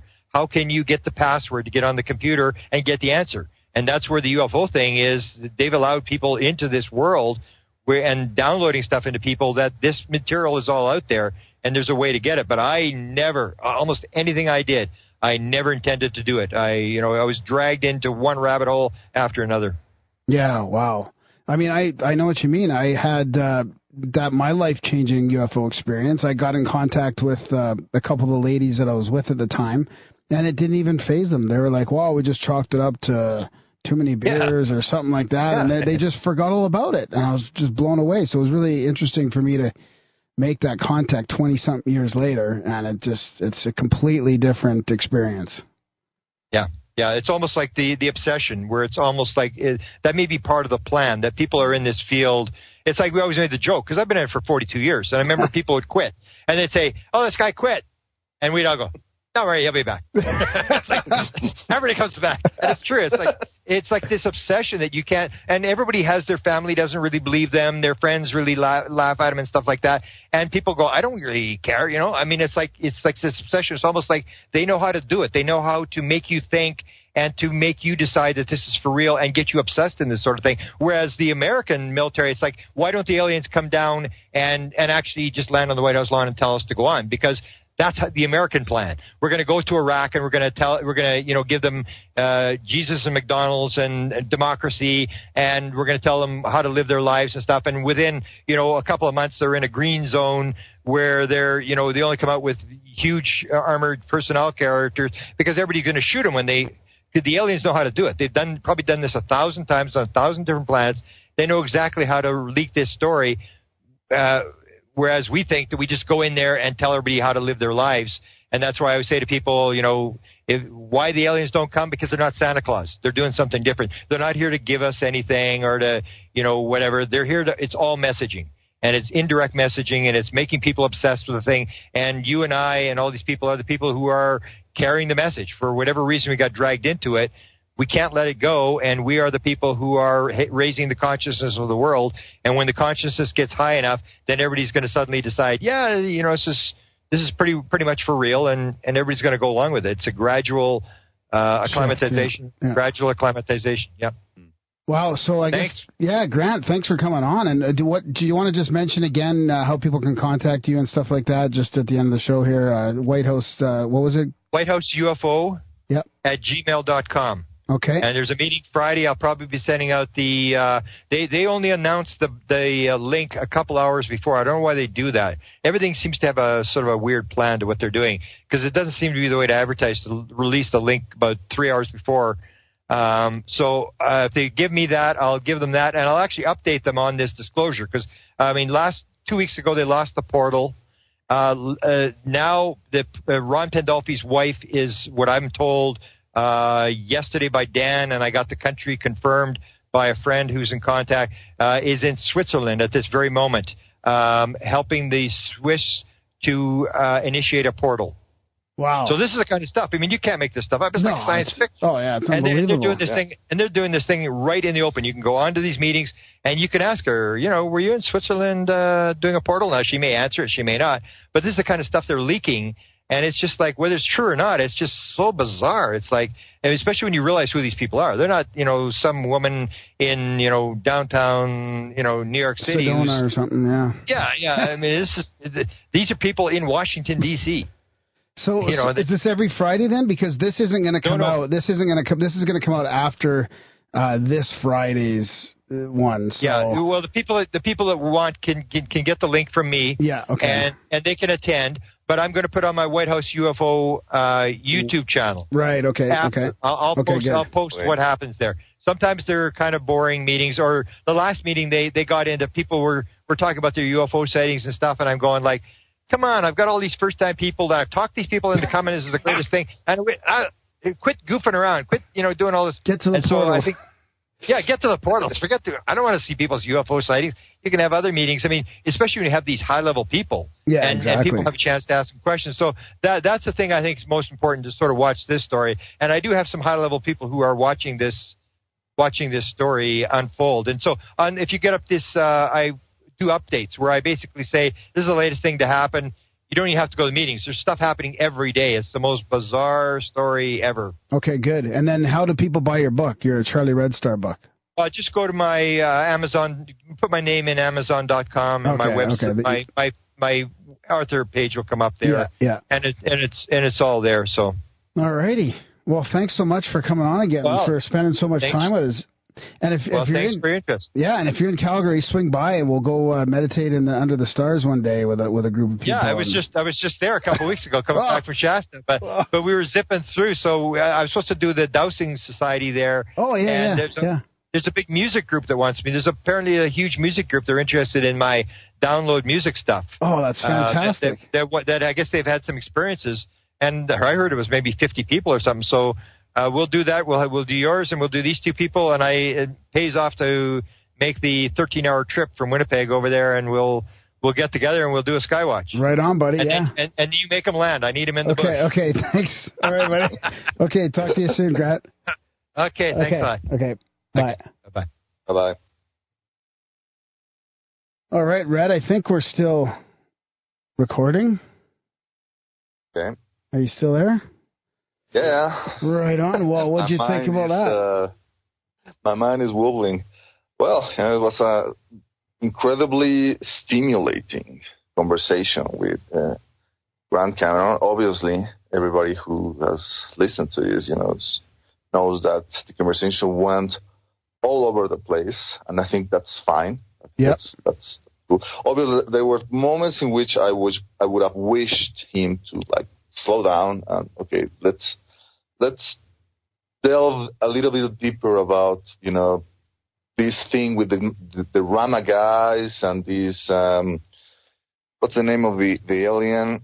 I'm through something. Yeah. Check my notes. I've been writing like crazy, and coming from the planet Apo. Yeah. Like I said, I've been following loosely the story of these Rama guys. Yeah. Since the 90s. They've been involved in a lot of interesting stuff. For example, the first kind of public, Anturel. The first public event they had, I think it was in the 1970s. They invited several members of the international media to join them in I think it was the Atacama Desert in Peru, because they said that the aliens were going to land there, right? They managed to gather a huge crowd of reporters with their cameras and everything, and the days went by, nothing happened. Yeah. Right? Yeah. So everybody said, well, this is bullshit, what a waste of time. Yeah. Almost everybody packed their things, except the Rama guys who were, still, confident that something was going to happen, and a few, stubborn reporters, and they did manage to record a few strange lights in the sky, which is kind of like showing how there's this tricksterish thing that when everybody went, that's when they decided to show up. Yeah. And that is relevant to me because one of those stubborn reporters happened to be Juan Jose Benitez, who is one of my absolute idols in this field. He went out to write a book, UFOs, SOS to Humanity. Because ever since the 1970s, these guys are talking, the typical contactee message of, a warning to humanity that we are in the brink of collapse or we are in the brink of blowing ourselves up, and all of that. And he became then, one of the most important ufologists in Spain. So all of these things, and I'm telling you, the Rama thing is truly crazy. I knew about these Sendras or, gateways they talk about. Yeah. Which are, picture like a hemisphere that is made out of, like energy, like a transparent bubble in the ground. Surrounded by mist, and that's what they call Axendra, this portal. But I did remember that the aliens they were contacting, at least at the beginning, were from one of the moons of Jupiter, Ganymede, and they were 6 foot tall, kind of like Nordics. But the interesting thing is that they had Asian features, right? They had slanted eyes. That's how they, describe them. And then Sixto and his brother, whose name escapes me, kind of like went into a fight, and then they kind of like separated into two different branches. And it's crazy. The brother went to Brazil and he changed his sex. He became a woman. And then Sixto was in a crusade for trying to find this hidden city in the Amazonian jungle, this white city where there were all these lost records of humanity and all of that. And there's never been clear, at least I haven't been able to figure out whether he actually, found the city or not. But that's whole part of that thing. I actually went to a lecture given by him when I was still in college. He went there, and he is a very charismatic guy. He's still invited in Mexican television, and he's one of those long-running contactees. The guy I had never heard about is this guy Ricardo Gonzalez, this other Peruvian contactee. I feel that I need to check that out, I'm hearing about all these Spanish-speaking people that are involved in this, and it's like, hey, Grant, you need a translator. Yeah, exactly. Yeah, the thing I like about it is even though we've talked to Grant twice before, and not too long ago even, a year ago, let's say, this is all fairly new stuff. It was really, I really felt like there wasn't a lot of repetitive stuff. It was very interesting, and I like how we covered so much ground. I feel that I've heard about some of this stuff from his previous interviews. He talked about Wilbert Smith, for example, in that Tim Binol interview that I listened to, I don't know, 12 years ago, something like that. Yeah. But I feel that he's been adding something to this. Like he's connecting. More dots, and he continues to connect stuff. Yeah. Obviously, there's there's a danger in that, in maybe that you are connecting the dots too hard, you know, and finding links where there may not be. Yeah. But I feel that there's a lot of things that he says that resonate with me. It's primarily this idea that, consciousness is primordial in the creation or the manifestation of reality. I think that is, something that I came to the same realization a few years ago, and I think that this is something that ufology has neglected to follow. You know, that there's something that in the field, there's still these, like the nuts and bolters, the ones who want to kick the tires of UFOs, and like Mr. Valdez said, you know, that they want to learn the secrets of the propulsion system.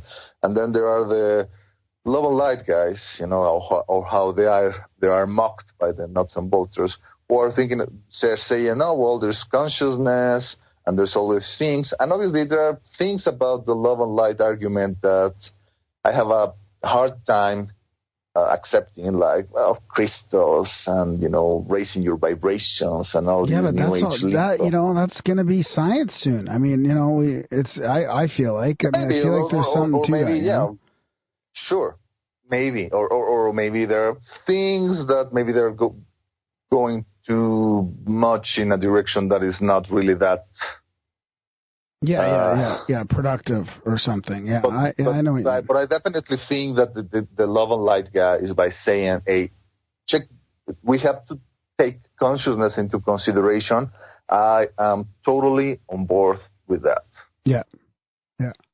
No, what about the good and evil part of it? You know, I mean, I remember that from the first time we had him on, and it stuck with me that, you know, everything's subjective, and I know there's pretty good arguments against that as well. But some of that resonates with me too. Yeah, like I said, you know, with psychedelics you have a very positive trip, and you can have a very negative trip. And people say, well, there are not really negative trips. It's just that there is a problem that you're having, but of integrating the experience and actually having to learn out of it. You know, there's like the psychedelics are showing an aspect of your personality that you have tried to, you know, hide in your subconsciousness, and now you have no choice but to have a really hard look at it, and you don't like what you see. I feel that there's something to that has a strong similarity to the UFO phenomenon, and that's why I keep asking myself, what is the proper setting for a positive UFO experiences? You know, the same way that they talk about settings with psychedelics. Yeah. And even lucid dreaming or OBEs or NDEs, like maybe set and setting is the right word for that. Mm-hmm. You know, and maybe it's a deeper thing. It's not just, you know, where you're sitting and where your mind's at, but it's a deeper level of balance in your consciousness. Like, that's what I meant by out of coherence. Like, if I'm, you know, maybe sometimes the experiences flip back and forth between good and evil because my archetype or my deeper fears are coming and going, and there's stuff going on in my head that I'm not confident about, or, you know, who knows at what level that manifestation happens at. I really like that you mentioned that during the interview. I think that was a very poignant thing to consider, because, you know, even back in the days of spiritualism, there was the idea that you have to keep the medium pure, like, you know, that if you pass a glass of pure water through a dirty filter, that you're only going to get dirty water in the end. You know what I mean? So exactly. That lack of coherence that you're speaking of is maybe that, a lack of proper mental discipline, a lack of the thing that happens when you are in a dream. You know, there are some people that have, you know, all these crazy experiences and they don't know what they're going through, and they don't have any control about the dream experience. And there are some people who are trying to discipline themselves and to try to train their mind in order to actually, you know, have some control over themselves during the dream experience, and that is what it's called lucid dreaming. And I have had experiences like that. I have had times in which are, semi-lucid, in which I become fully lucid or maybe 90% lucid, and it is truly groundbreaking, that when you manage to, the dream become less wacky, you know what I mean? It's more manageable. Yeah. And maybe that's what also happens with the UFO experience, I think that's something to consider. Yeah, definitely, man. We got to get you up here too and come out on a watch for this once on a CSETI thing. Yeah, I will be open to it. Definitely. I mean, I discarded it beforehand will be foolish. Yeah. And maybe probably nothing will happen. Yeah. Because there's the negative skeptic, the crowd, jamming the signal. That's a good way to put it. Yeah. That's why I won't let Darren come out yet. He's not ready. Oh yeah, he needs to do a lot of work. Yeah, the group is only as strong as its weakest link. Yeah. So yeah, I mean, I guess we should wrap it up here. It's been a nice long 3-hour episode, I think, or at least close to that. So yeah, we have these long uninterrupted chats, and we don't have any ads and all that because of your support. That's all the listeners out there. And the best way to do that is to check out the show notes or go to the website and hit the support link. And, you can donate to the show that way or help us out, send us emails, all that kind of stuff. Red Pill Junkies around. I'll put your stuff in the show notes as well, Red. And we have extra content now. I think this is just going to go in the regular feed, this whole episode, but we do have another black budget feed that if any donation gets you a manual link to a separate feed. So Darren will send that out every day. Every day he sends those out with people that subscribe. And that helps us with a budget, with a monthly, budget that we can actually start improving things around here and planning a little bit for the future. And we can't do it without everybody's support. So that's about it. Thanks. Thanks for coming, Red. Oh, it was a pleasure, guys. Thanks for inviting me. Yeah, you really add a great element to these UFO chats. Oh, I hope so.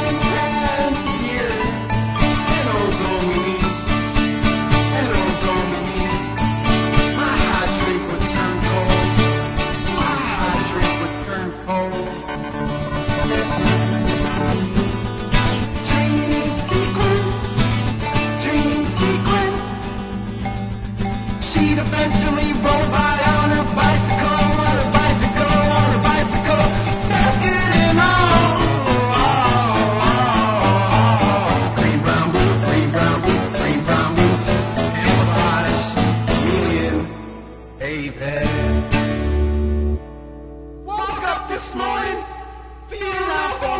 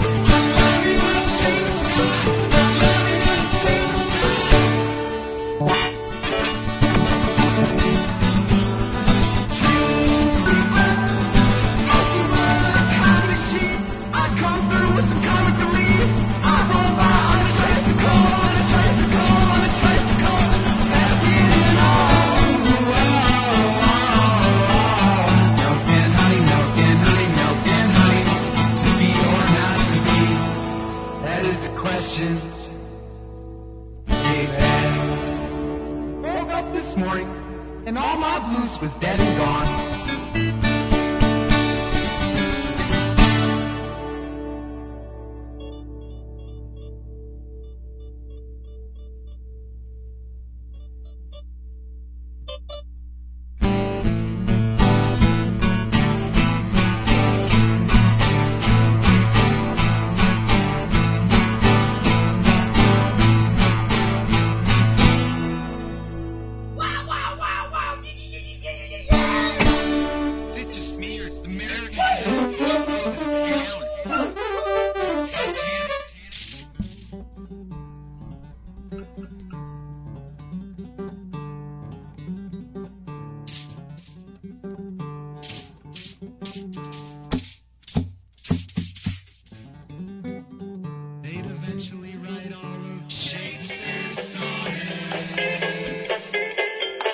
Stop on by, stop on by, stop on by, stop on by, stop on by, stop on by.